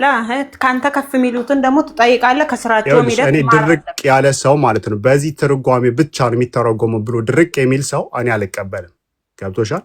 አሁን አንቺ የምትይው ኡስታዝ ወሂድ ምናምን እነሱ በጣም ከኔ የተሻሉ ናቸው። እኔ አውቃለሁ እያልኩ አይደለም። አንዳንዶች አሉ እንትን አልተገለጸም እንዲህ እጆች አሉት ብለን እንትን አንልም ምናምን አለ ግን እጆች ይላል እኮ እጆች አይልም እኮ አይደለም። እዚህ ጋር እጆች አለ አሉኝ ብሏል አላለም እኮ። በእጆች የፈጠርኳቸው ሲል ፈጠርኩ ሲል እጅ አለኝ እያለ ነው ያለው። ለምንድን ነው አልተገለጸም የተባለው? እኮ ስላልተገለጸ ነው እንደዛ የሚለው። እና አሁን ደግሞ እጅ አለው እግር አለው ስንል ደግሞ ያመጣው ጥያቄ ማለት ነው በጣም ለጭንቅላታችን እንትን መሆን አለበት። ምክንያቱም ዳይሬክሽንን እንትን ይፈጥራል፣ ስፔስን ይፈጥራል። አላህ ስፔስ በፈጠረው ቦታ ይቀመጣል ብለሽ ታስቢያለሽ? አሁን ይወርዳል ምናምን እንደዚህ ብዙ እኮ እስላምን እያሰደባችሁ ነው። ምንድን ነው ሙስሊም ነህ ወይ? አይ ማናቅ ከሆነ አናቅም ማለት በጣም ጥሩ ነው። አናቅም ማለት እውቀት ነው። እሱ ሰው አይሰለም እኮ ፎያን አሳሳቅም ሳቅለት በእናትህ ሲጀመር ማለት ነው። ከድር እኛ የገባ ነው እፎይን ልንጠይቅ ነው። አንተ ሙስሊም አይደለም ልትል ነው። ጥያቄ አለኝ እኔ እኮ መጨረሻ እሱ አላስተናገረኝም። ጥያቄን አላስተናገደው። ከድር ሙስሊም አይደለም እየተባልክ ነው ምናምን እያለ ስም መጥቀስ እንትን በቃ የእውቀት ባለቤቶችን ጠይቁ፣ ተማሩ፣ ከነሱም ስር ተብለናል። እኛም ደግሞ የቀራነውን እንትን ያልነውን ስንት እጅ ምናምን አንዳንዶቹ እንዲህ እንደዚህ አልተገለጸም ምናምን አንዳንድ ስልክ እኔ ደግሞ ሁለት ያልኩ 2 ሚል ቦታ የለም ቁርአን ውስጥ ብላችሁ ስትከራከሩ አሳይ ምናምን ሱራው ምናምን ስልክ የለኝም እንጂ አሳያችሁ ድረስ የለም። እኔ አሁን አንቺ በትርጓሜ ነው የምታነቢው። አረብኛ ወረደው በአረብኛ ነው። ስለ በየዲ ሲል እኮ ቁጥር አላስቀምጠም። ዋሂድ ወላይ ምን አላለም። በየዲ ነው ያለው። አንዴ አብዱል ሰመድ ምን አለ መሰለ እዚህ ላይ በእንግሊዘኛ ሲተረጎም ምን ይላል መሰለክ? ሁለት አይልም with my hands ነው የሚለው፣ በእጆቼ ነው የሚለው። አሁን በእንግሊዘኛ ሲተረጎም እኔ በአብዛኛው በአማርኛ እንትን አለው በእንግሊዘኛ፣ ምክንያቱም እንግሊዘኛው ትንሽ ይቀርባል። አማርኛ በጣም ገደብ አለው። አረብኛው ራሱ እኮ ግልጽ ነው። በሄዲ ሲል በእጄ ማለት እና በእጆቼ ነው ያለው። እዚህ ጋር ያለው ቁጥር አላስቀመጠም። ቢያንስ 10 ወይ 1 ወይ 2 አላለም እዚህ ላይ። ስለዚህ በሄዲ ሲል በእጅ እንዳለው ነው የተናገረው እዚህ ላይ። አሁን እዚህ ላይ ችግሩ ምን መሰለህ? ከነሱ ማለት ነው አላህን እየገደቡት ነው ያሉት። ገብተዋል? አላህ አይገደብም። አሁን ልቀጥል ወይስ ቀጥል? እኔ አሁን ሪስፔክት ይቅርታ እህቶቻችን እዚህ ያሉት ማለት ነው። እኔ ሩድ ሆኜ በስነ ስርዓት እያወሯችሁ ካልሆነ እየጮኩ ከሆነ ይቅርታ፣ እኔ አዲስ ነኝ ለዚህ እና እኔ ኦፕን ነኝ። ስህተት ካለብኝ ማላውቀው ከሆነ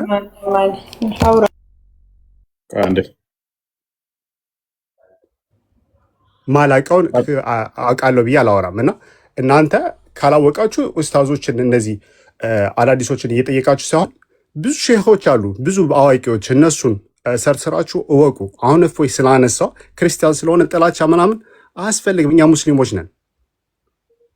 ገብቷችኋል? እሱ ይሳደብ ምን ይበል፣ እውቀት ካመጣ በቃ እሱን በቃ ይሄ ልክ አይደለም ብሎ እንትን ካለ በቃ እኛ መከራከር ወይም መወያየት አለብን። አሁን እኔ ጥያቄ አለኝ፣ ጥያቄን ይመልስልኝ። ምክንያቱም ሳይመልስ እንዲያወርደኝ አልፈልግም። እሺ ቀጥል። በቃ ደከመኝ።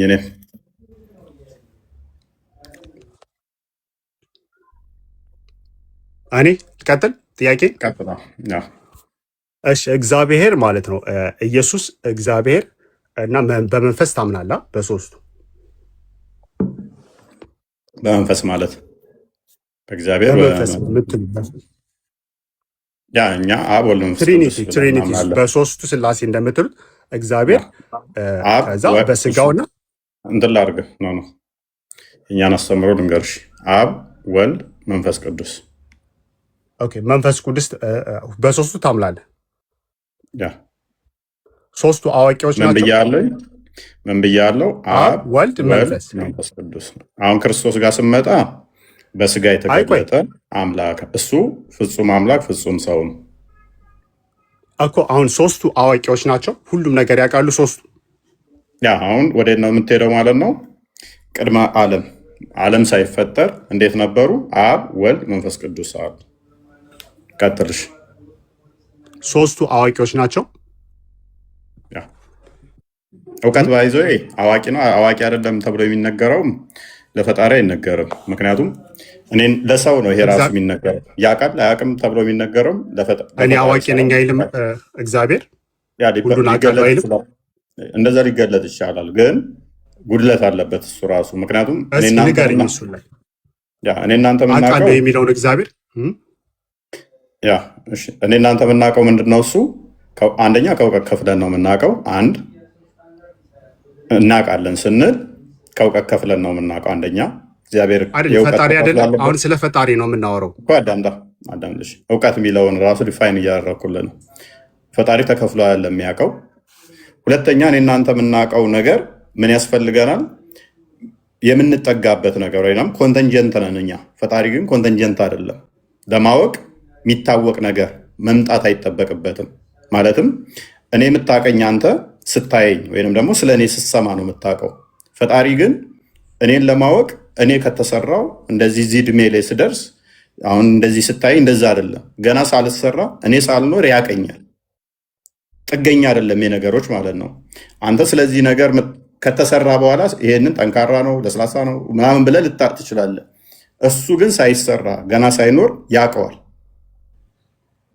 ስለዚህ አወቀው አላወቀው እነኚህ የሚሉን ነገሮች ጉድለት እንዳለባቸው እንድታውቃቸው ነው። ንግግራቸው በራሱ ማለት ነው። ጉድለት ስትል ለፍጡራ የምትናገረውና ለፈጣሪ የምትናገረው አንድ ስላል አይደለም። እኔ አሁን እውቀት ያልኩ ለፈጣሪ ፈጣሪ አሁን ሁሉም ነገር ያውቃል።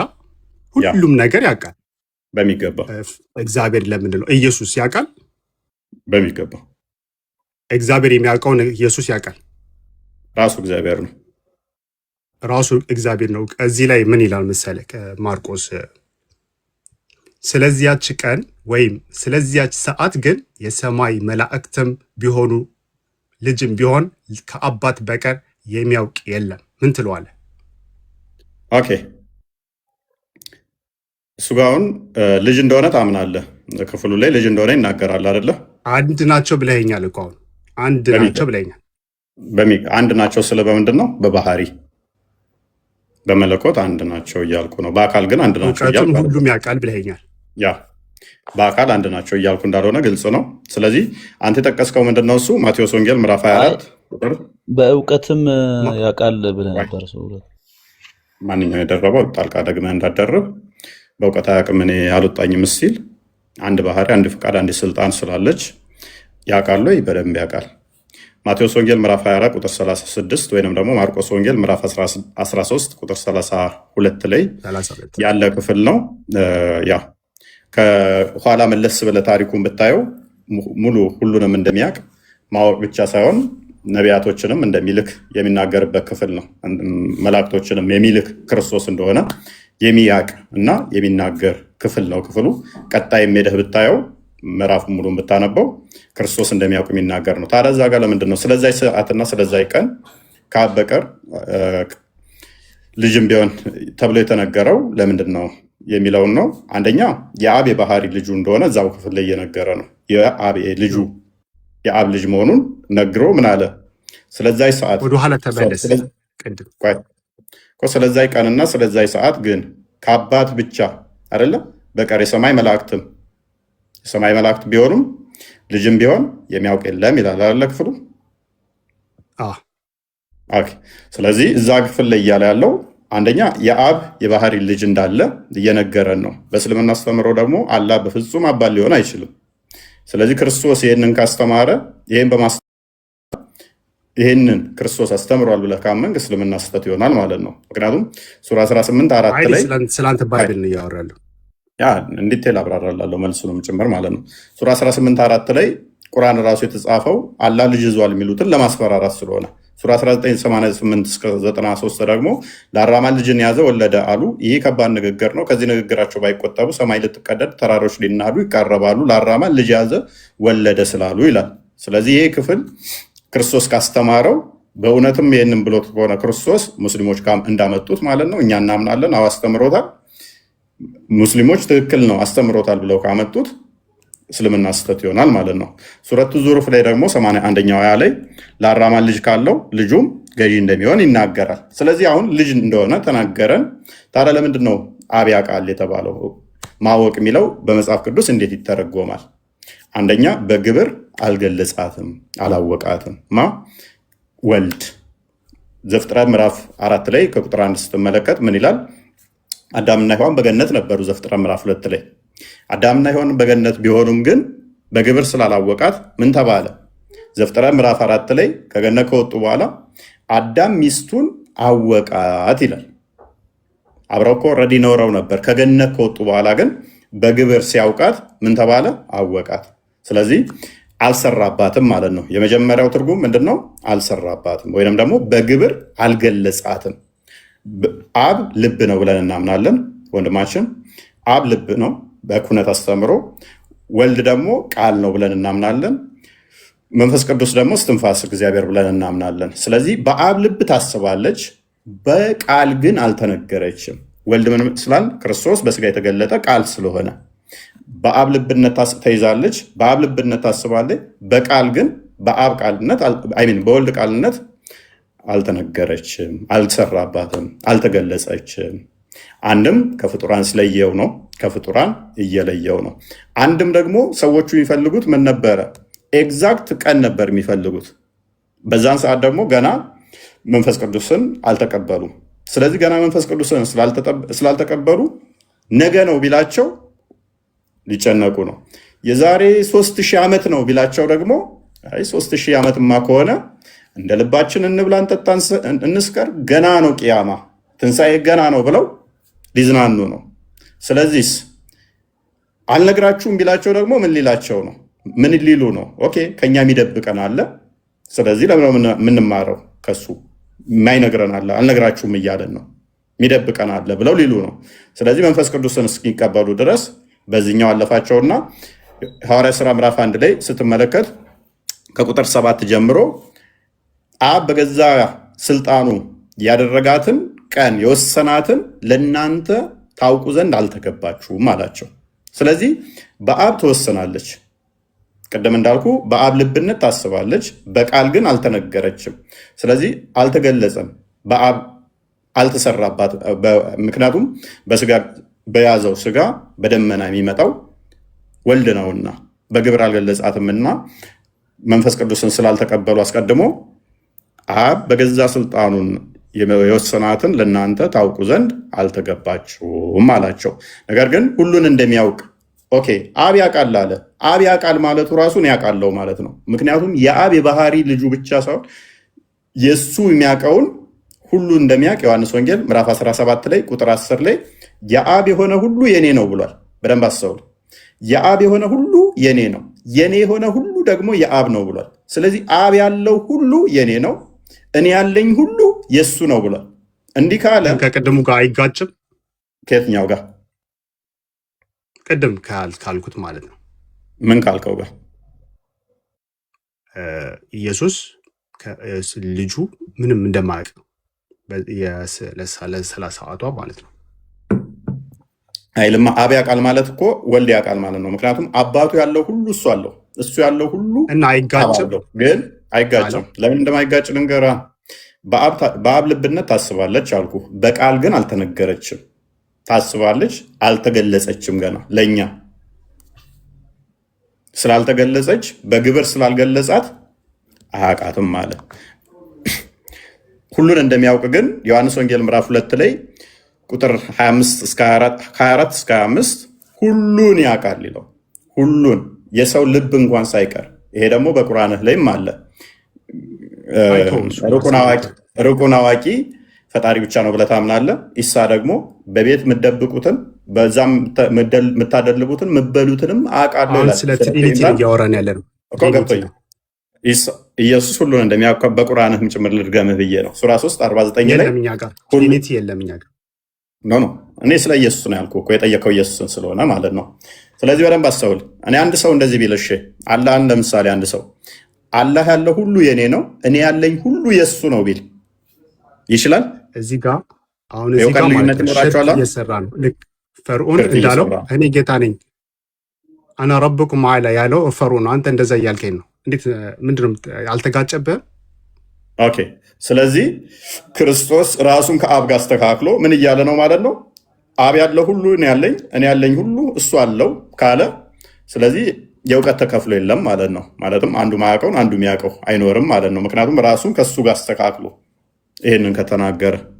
ስለዚህ አሁን አብ ያውቃል ሲል ከምን አንጻር ነው? ቅድም አልኩህ፣ በግብር አልገለጻትም፣ አልሰራባትም። ወልድ በስራ አልገለጻትም። ምክንያቱም በተሰሎንቄ ላይ አንደኛ ተሰሎንቄ ላይ ቅዱስ ጳውሎስ እንደሚናገረው የጌታ ቀን እንደ ሌባ ድንገት ይመጣል፣ ትጉ ነቅታችሁ ጠብቁ ይላል። አልተገለጸችልንም። ስላልተገለጸች እችን በእንደዛ አልፎታል ማለት ነው። ተነግሮሃል አይደለ? ምልክቱን ነግሮሃል እንጂ አሁን እነሱ የፈለጉት መቼ መሰለ? በዚህ ዓመተ ምህረት በዚህ ቀን ምትል ነው የፈለጉት። እንደዛ ከሆነ ደግሞ እንደ ሌባ ይመጣል ተዘጋጅተህ ጠብቅ የሚለውን ያፈርሰዋል። ገባ? ድንገት ይመጣል ተዘጋጅተህ ጠብቅ የሚለውን ያፈርሰዋል። ገባ? በዚህ ቀን በዚህ ሰዓት ተተባል። ለምሳሌ አላህ በቁርአን ውስጥ አላህ እኔ ቅያማ የሚመጣው የዛሬ 5000 ዓመት ነው ብትባል ኤቭሪቲንግ ኬርለስ ይሆናል። እስከ 5000 ዓመት ሰው ገና በስጋው አያውቅም። እግዚአብሔር በስጋው አያውቅም። ማን አለ? ምክንያቱም አንዴ ሲሞት እግዚአብሔር ነው የሞተው። ሲሞት ኢየሱስ ሞት ምንድን ነው? አንተ ሞት ባይብል ላይ ሞት ሲል ሞተ በሶስተኛው ተነሳ ሲል ምን ማለት ነው? ሞት ምን ማለት ነው ከምትለኝ ባይብላችሁ ላይ ስለ ሞት ይናገራል። ሞቶ ተነሳ ምን ማለት ነው? ያ ሞት ምንድን ነው? ሞት ተኝቶ አይደለም የተነሳው። ያ ሞት ስጋና ነፍስ መለየት ነው። ከእውቀት ጋር ምን አገናኘው? ለምሳሌ ሙሐመድ ሞቷል ብለህ ታምናለህ፣ ግን ሰላት ታወርድ በኋላ ከሆነ እኮ እዚህ ላይ ትሪኒቲ ሶስቱ አንድ ናቸው አይደለ? እውቀትም አንድ ናቸው። ከእውቀት ጋር ምን አገናኘው? ይሄንን አያውቅም ማለት እኮ አይደለም። በስጋ ሞተ ስንል እኮ በነሳው ስጋ በያዘው ስጋና ነፍሱ የሚናገረው ልዩነታቸው። ስለዚህ ቃል ስጋ ተዋሃደ አይደለ? እኛ ምን እናምናለን መሰለ? አሁን ይኸውልህ አብ አለ፣ ወልድ አለ፣ መንፈስ ቅዱስ አለ አይደለ? ከሶስቱ አካል ቃል የእግዚአብሔር የባህሪ ልጅ ብለን እንጠራዋለን። የባህሪ ቃሉ ምን ሆነ? በስጋ ተገለጠ ብለን እናምናለን። ስለዚህ ያ ኢየሱስ የምታየው ከማርያም የተወለደው በሰውነቱ የመለኮት ሙላት ያለበት ነው። መለኮት የተዋሃደው ነው። ቃል ስጋን ሲዋሃድ በስጋ የተገለጠው ያ የሞተው ማን ነው? ያ ሞትን አሁን አንተ እያሰብክ ያለው የሆነ አስፈሪ መጥፋት አድርገህ እያሰብከው ነው። አስፈሪ ሳይሆን እዛው ባይብላችሁ ያለውን ብቻ ነው። ያ ሞት ማለት ስጋና ነፍስ መለየት ነው። በደንብ አስተውል። ስጋና ነፍስ መለየት ነው። ስለዚህ የተሰቀለው ሰውዬ ነው አይደል? የተሰቀለው ሰውዬ እሺ፣ አዳምጠኝ። ሞትን በደንብ ተረዳው። ቅድሚያ ሞት ማለት ስጋና ነፍስ መለየት ነው አልኩ አይደለ? ስለዚህ ያ የምታየው ክርስቶስ ደግሞ መለኮት የተዋሃደው ፍጹም አምላክ ፍጹም ሰው ነው። ስለዚህ መለኮት የተዋሃደው እንደመሆኑ ስጋ አለው ነፍስ አለው አይደለ? ሞት ማለት ግን ስጋና ነፍስ መለየት ነው ብያለሁ። ስለዚህ ክርስቶስ ሞተ ስንል ስጋ ከነፍሱ ስትለይ በፈቃዱ ስጋውን ከነፍሱ ነጠላት፣ ለያት ማለት ነው፣ አነሳት። ስለዚህ መለኮት በሁሉ የሞላ ነው ብለን ነው የምናምነው። መሄድ፣ መምጣት፣ መነሳት፣ መቆም አይነገርለትም። ስለዚህ ከስጋው ጋር መለኮት አብሮት አለ፣ ከነፍሱ ጋር መለኮት አብሮት አለ። ግን ክርስቶስ ሞተ ሲባል ነፍሱ ከስጋው ተለየች፣ በፍቃዱ አነሳት ማለት ነው። ስለዚህ በስጋ ሞተ ተብሎ ይነገርለታል። ለመለኮት በባህሪ ግን መሞት፣ መድከም፣ መሄድ፣ መምጣት፣ መቆም፣ መነሳት አይነገሩ። አሁን እዚህ ጋር እግዚአብሔር ራሱን ፈጠረ እንደ ሰው ማለት ነው። እንደ ሰው ሆኖ መጣ። ማን አለ? ማን አለ? ኦኬ፣ ሶስቱ ምንድን ናቸው? ማን አለ? አንድ ናቸው እኮ እያልከኝ ነው። ልጅ፣ አብ፣ ወልድ፣ መንፈስ። እኔ በስጋ አንድ ናቸው፣ አይምን በአካል አንድ ናቸው። ቆይ በአካል አንድ ናቸው ብዬ አላወራሁም። በመለኮት ነው ወይንም ደግሞ በባህሪ አንድ ብዬ፣ በፍቃድ አንድ፣ በስልጣን አንድ፣ በአገዛዝ አንድ ብዬ አምናለሁ። ለምሳሌ አንተ ቁርአን ያለ ቃል ነው ብለህ ታምናለህ አይደለ? አይ ወደዛ አትሂድ፣ ወደዚህ አጠምዝዘው። እየሰማሁ ነው፣ ተረድተኸኛል። ግራ የገባኝ በደንብ እንዲገባ ቁርአን ያለ ቃል ነው አይደለ? የአላህ ቃል ነው። ፍጡር ነው ፍጡር አይደለም? የአላህ ቃል ነው። ፍጡር ነው ፍጡር ነው ምናምን አንልም። ምንድን ነው? ምክንያቱም ፍጡር ነው አላለም። ቃል ሲሆን ፈጠርኩት ቃሌን አላለም። ምንድን ነው? ምንድን ነው? አሁን እዚህ ላይ ሼፍት እያደረግክ ነው ወደ እንትን አላደረኩም። ያንተውም መልስልኝ። ቁርአን አሁን ምንድን ነው ስል፣ ቆይ ቁርአን ምንድን ነው አስረዳኝ። ቁርአንን እሺ። ቃል አሁን አንተ እግዚአብሔር ቃል ነው ነው የምትሉት? እሺ ቆይ ፍጡር ነው ወይ? ፍጡር ነው ወይ? እሱ ፍጡር ነው ወይ? ፍጡር አይደለም። ፍጡር አይደለም። ስለዚህ ቁርአኑን የሚይዘው ምነካው ፍጡር አይደለም። የአላህ ቃል ፍጡር፣ ቃል እኮ ፍጡር አይደለም። ፈጠርኩት አላለም። ቁርአንን ፈጠርኩት አላለም እኮ አውረድኩላችሁ። ቃል የአላህ ቃል ፍጡር አለ።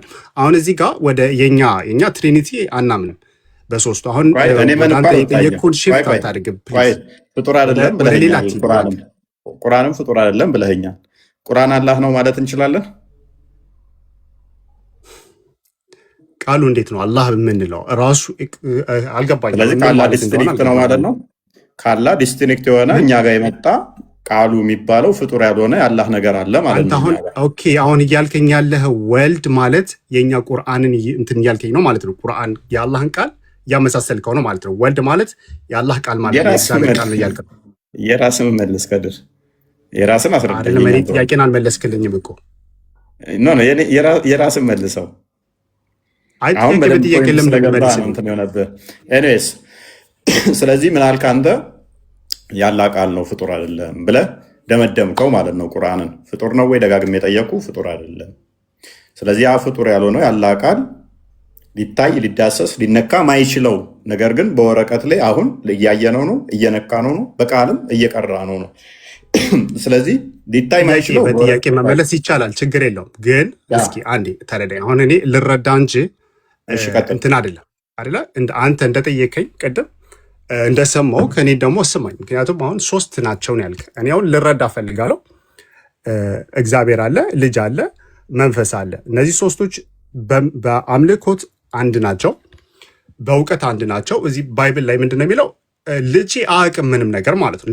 ልጅ አያውቅም፣ ስጋ አያውቅም። ራሱን ፈጠረ። የፈጠረው ራሱ መምጣት አይችልም። ግዴታ በማርያም መወለድ አለበት ማለት ነው እግዚአብሔር። ፕሊዝ በአንድ እኮ ብዙ ጥያቄ እየጠየክ ነው። ልጅም ቢሆን የሚለውን አስረዳው። እሱን ራሱን ፈጠረ እግዚአብሔር ምናምን ብለህ ደግመህ እንዳትናገር። የራስህ ላይ እኮ ቁርአንን ነገርኩ። ቁርአን አላህ ነው ወይ ስለ አይደለም ያላ ቃል ነው አልከኝ። ፍጡር ነው ወይ ስለ ፍጡር አይደለም አልከኝ። ስለዚህ እኛ ደግሞ ምን ብለን እናምናለን? ወልድን የአብ የባህሪ ቃሉ ብለን እናምናለን። ያ የባህሪ ቃሉ በስጋ ተገለጠ። ቆይ አንዴ፣ በስጋ ተገለጠ። የማይታየው የማይዳሰሰው የማይነካው እርሱ በሚታይ በሚዳሰስ ስጋ ተገለጠ። የማ የአብ የባህሪ ቃሉ ብለን እኛ እናምናለን። አንተ ደግሞ ያላህ ቃሉ በወረቀት ላይ ለምን ተሰቀለሽ? ቆይ መልሳለሁ። ስዕለቱ ለምን ወደዛ ትሄድማ ትበለኝ። ፓራላል ማሳየት ስላለብኝ ነው። የእኛ በስጋ ተገለጠ፣ የአብ የባህሪ ቃል በስጋ ተገለጠ፣ ቃል ስጋን ተዋሃደ ብለን እናምናለን። በጣም ቀላል ግልጽ ነው። የኛ ቀላል ግልጽ፣ ቃል በስጋ ተገለጠ፣ መለኮት በስጋ ሙላት ተገልጧል ብለን እናምናለን። ስለዚህ ቃል ያ በስጋ የተገለጠው ክርስቶስ አምላክ ነው። በስጋ ስለተገለጠ የሚታይ የሚዳሰስ የኛ አካል ገንዘብ አድርጓል ብለን እናምናለን። አንተ ደግሞ ያላህ ያ ማይታየው ማይዳሰሰው ማይነካው ቃሉ በወረቀት ላይ ተገልጿል፣ ፍጡር አይደለም ብለህ ታምናለህ።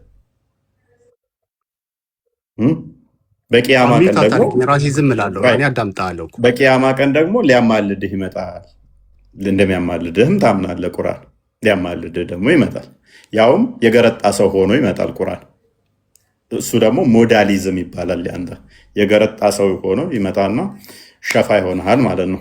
ኤኒዌይስ ለምን ተሰቀለ? ስቅለት እሱ ነገና በቃ ይበቃናል ለዛሬ። ቤዛ ሊሆን ነው። መልሰው እንጂ ለምን ተሰቀለ? ቤዛ ሊሆን።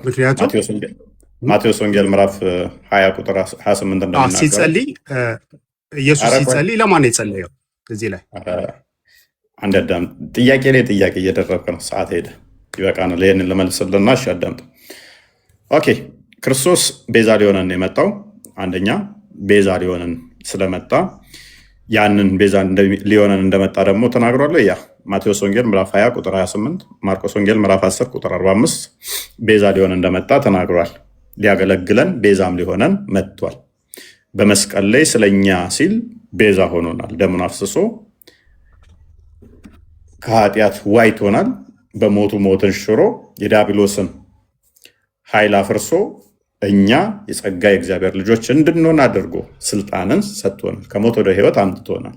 እሱ ህይወት ነውና ማነው እሱ? በዚህ ሞትም ክርስቶስ ትንሣኤ ህይወት ስለሆነ ማለት ነው። ትንሣኤ ህይወት የሚሰጠው ደግሞ ፈጣሪ ብቻ ነው። እኔ የሚያምንብኝ ቢሞት እንኳን ሕያው ነው፣ ሕያው የሆነ ሁሉ ለዘላለም አይሞትም ብሎ ትንሣኤ ህይወት እንደሆነ ሰጥቶናል።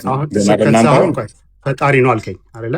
ክርስቶስ ነው የመጣው እናንተን ከኃጢአታችሁ ሊያጸዳ በሚገባ። ክርስቶስ ፈጣሪ ነው ወይስ እግዚአብሔር ነው ፈጣሪ? አይ ግልጽ እንዲሆንልኝ አሁን ክሊር የጠየቅኩ ጥያቄ ሜካፕ አድርጋ አይምሮን ደጋግሜ የነገርኩህ እኮ በስጋ የተገለጠ አምላክ ነው። አባቶች ለእነሱ ናቸው እና ከነሱ ክርስቶስ በስጋ የመጣ አምላክ ነው። ሮሜ ምዕራፍ 9 ቁጥር 5 እንደሚናገረው። እኔስ ስለዛሬ ይብቃል እና ቆይ ትሪኒቲ አይጋጭም ማለት ነው። ይሄ ከፋፈልካቸው ከመጽሐፍ ቅዱስ ያሉት ይበቃናል። ሶስቶችን ከፋፈልካቸው። ትሪኒቲ እኮ ተጋጨ፣ ከትሪኒቲ ጋር ተጋጨ። ቅድም አልከው ቀድር ፕሊስ። ምንድን ነው የሚጋጭ? ምንም የሚጋጭ የለም። እኛ አንድ አካል ብለን አናምንም። ደጋግሜ ነገርኩህ እኮ አንድ አካል አማኝ አይደለም፣ ሶስት አካል ብለን እናምናለን። እስከሌለ ሚዩት አታድርገኝ። በቃ አላቅም ካልክ አላቅም ማለት ይችላል። አላቅም ብለህ እኮ ቁርአን ላይ ስመጣብህ እኮ አትግባብኝ አልክ። ይብቃ። እኔ ምልክ ወይ ሁሌም ይገርመኛል። ለምንድን ነው ክርስቲያኖች በሳጥን የምትቀበሩ ስትሞቱ? በሳጥን የምትቀበሩት እውነት ድሮም ጀምሮ የሆነ ሰፈር ምናምን ጥያቄ ስለሚሆንብኝ ነው። ለምንድን ነው በሻንጣ እንቀበል? ኖ ከአፈር ወደ አፈር ምናምን ይባላል። ለምንድን እናንተ ደግሞ በሳጥን የምትቀበሩት? ግራ ስለሚገባኝ ነው። እግዚአብሔር ሞትን ለአርጎ ሲነሳ ሳጥን ውስጥ ነበረ። በምን ይሻላል? በምን እንቀበር ይሻላል? ለምን ወደ አፈር ተመላሽ አልሆናችሁም? ለምንድን ነው ሳጥን ውስጥ ገብታችሁ የምትቀበሩት ነው ጥያቄ። ሳጥኑ አይበሰብስም እንዴ? ቢሆንም ለምን ሳጥን ውስጥ እንደሞታችሁ አፈር አይነካችሁም ነው ጥያቄ። እናንተ እና በምንድን ነው ወይ ደግሞ የምትቀበሩት? እኛማ በአቦጀዲ ነው በአቡጀዲም እኮ እኛ ጋርም ይቀበራሉ። እነሱ ደሃ ናቸው፣ ምስኪን የሌላቸው ናቸው። እና ለምንድን ነው ለመቃብር ቦታ ብር የምከፍሉት? አሁን አንተ እፎይ በጊዜ ከፍለ ካልሆነ ስትሞት መቀበሪያ የለም፣ ምንም ፍምስና ቦታ ያስገኝልም። አሁን ስትሞት የኔ ከፈልክ ነው። ለምንድን ነው እሱን አሳስቦች ነው እንደ ክርስቲያን ያልሆንሽው? የመቀበሪያ ቦታ ሰጡኝም ብለሽ ነው? ሁሌም ግራ ስለሚገባኝ ነው። አንዱ ራሱ እንዳንተ አስተማሪ ነው። እኔ አንዱ ወጥቻለሁ ከክርስትና ስል ይስፋክ ሲለው እኔ የምቀበርበት ቦታ ራሱ እኮ ከቤተ ክርስቲያን አልተሰጠኝም እኮ። ምንድን ይስፋ የምትለኝ? ካልከፈልኩ በቀር እቀበራለሁ እንዴ አለ። ከዛን የሆነች እኛም ሰፈርም እንዲቹ ደሃ ናቸው፣ መቀበሪያ አታ ሰፈር ሙስሊም ምናምን ነው ራሱ ቤተክርስቲያኑ አለ እምቢ ብሎ እንትን ያለችው ተዋቶላት የተቀበረችው ኖ ብር አዋተውላት። ለምንድን ነው ለመሬት ከፍለክ ለሳጥን ከፍለክ ለምንድን ነው ብዬ እናንተ ግን እና እንግዲህ ሜቢ እናንተ ስትቀበሩ የመቃብር ቅጣት አለ አይደለ? ኢየሱስ እናንተ የመቃብር ቅጣታችሁን እንትን ብሎ ስለሄደ እናንተ የላችሁ። እኔ ሽንት ነካህ ተብዬ መቃብር ውስጥማ በመዶሻ ልቀጠቀጣትም። አንደኛ ተጠንቅቄ ነው ምሸና። አሁን ከጥያቄ ካትሽሽ ለምንድን ነው ለመቃብር ቦታና ለሳጥን የምትቀበረው? ሁሉም ስራው ነው የሚያወጣው፣ ሁሉም ስራው ነው የሚያወጣው። ስለዚህ ሰፊ ቦታ የመቃብር ቦታ ሰፊ ቦታ አለሽ በመቃብር ውስጥ አለና እኛ ሙስሊሞች ብር ከፍለን አንቀበርም አባቴ። እኛ አላህ ምድሩ ሰማይና ምድሩን ያላህ ነው፣ አንከፍልም ለመቃብር ቦታ እኛ ሙስሊሞች። አንተ ግን አሁን ታዋቂ ስለሆንክ የኔ በየወር የምከፍለው ክፍያ አለ እና ከራስህ እንደዚህ እንዳንተ የሚያስተምር ሰውዬ ነው የሰማሁት። አይዳ የመቃብር ቅጣት አለ በእናንተ። እንደገና ኃጢአት ለሰራ መቃብሩ ትጠባዋለች አይደል? እንዲጭፍልቅ ታደርገዋለች። ጠባ ጠባ ኃጢአት ላልሰራ እሱ እንደየስራክ ነው። ማንም ሰው ስራው ነው የሚያወጣው። መልካም ሰው ከነበርክ አው መልካምነት ያወጣሃል። ክፉ ሰው ከነበርክ ክፋትክ እንደ ክፋት ቅጣትን ታገኛለህ። አለኝ አለክ ነገርኩክ። ጥሩ ሰው ከነበርክ ጥሩ ሰው ከነበርክ ስራክ ያወጣሃል፣ ይሰፋላችኋል መቃብሩ። መጥፎ ሰው ከነበርክ ደግሞ እንደዛችሁ የመቃብር እንትን ይጠብቅሃል ማለት ነው። ለዛ አንተ አሁን በሳጥን ተቀበርክ ምን አልክ? መጥፎ ስራ ሰርቶ ለሄዱትም ኢየሱስ ገነት ትገባላችሁ እናንተ ገነት ነው የምትገቡት እንደተቀበራችሁ። ክፉ ሰው ከነበርክም ምድር ላይ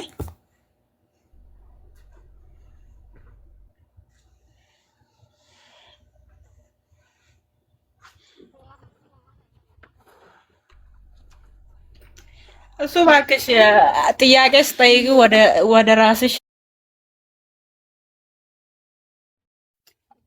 ለመንግስት ግብር እየከፈልሽ በመንግስት መሬት ላይ ነው።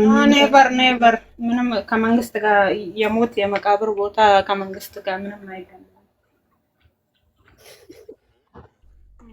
እሺ መቃብሩን ቦታ ገዝተሽ እኮ ነው አይዳ? ኖ እናንተ ጋር ምስኪኑ ምንም የሌለው ምስኪን መቀበር አይችልም። ብዙ ጊዜ ስለታዘብኩ ነው። የኔ ቆንጆ ሁሉ ኔቨር እኔ ልንገርሽ ቤታችን ቤተክርስቲያን አጠገብ ነው። ተቀበላለሽ በቃ አይዳ በቃ ምንድነው ሞት የሞት እንትን አይዞሽ። ኤኒዌይስ ከፈለጉ እኔ ልክ አሁን የመቃብር ቦታ የከፈልክ ነው ጥያቄ። የመቃብር የከፈልክ ነው። እኔ መቃብር እንትን ተፈለጉ ልሽ ፈይተው ዱቄት አድርገው ይበትኑት። አሁን ያሰጋናል እኮ አይዳ። አሁን በደንብ ካልተቀበረ እኮ በእስልምና ትናንትና ስንማማር ሰምተሻል። ሬሳ መብላት ይቻላል።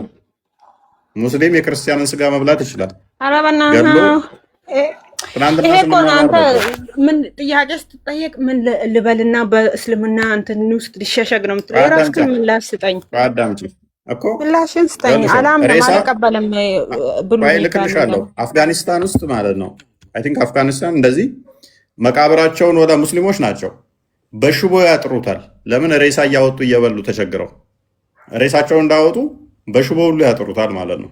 በትልቅ ቁልፍ ይቆለፋል እንዳይወጣ አርማታ አድርገውት ምናምን ነገር ማለት ነው። እንግዲህ እኛም እንዳንበላ ሰግተን ነው።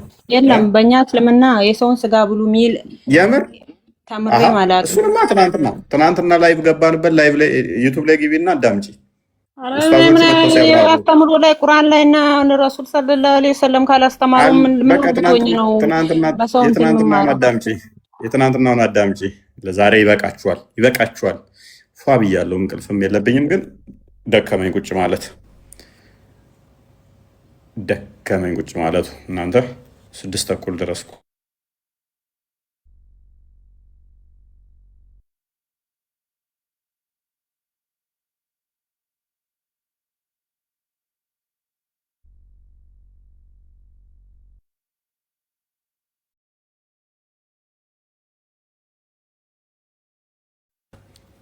አላችሁ።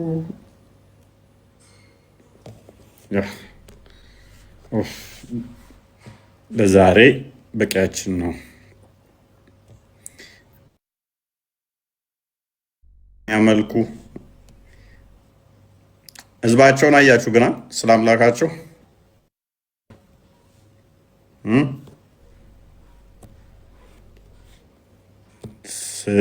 ክርስትና ላይ ብቻ ነው መሰገጥ የሚፈልጉ። ስለ ራሳቸው ምንም ማስረዳትም አይፈልጉም።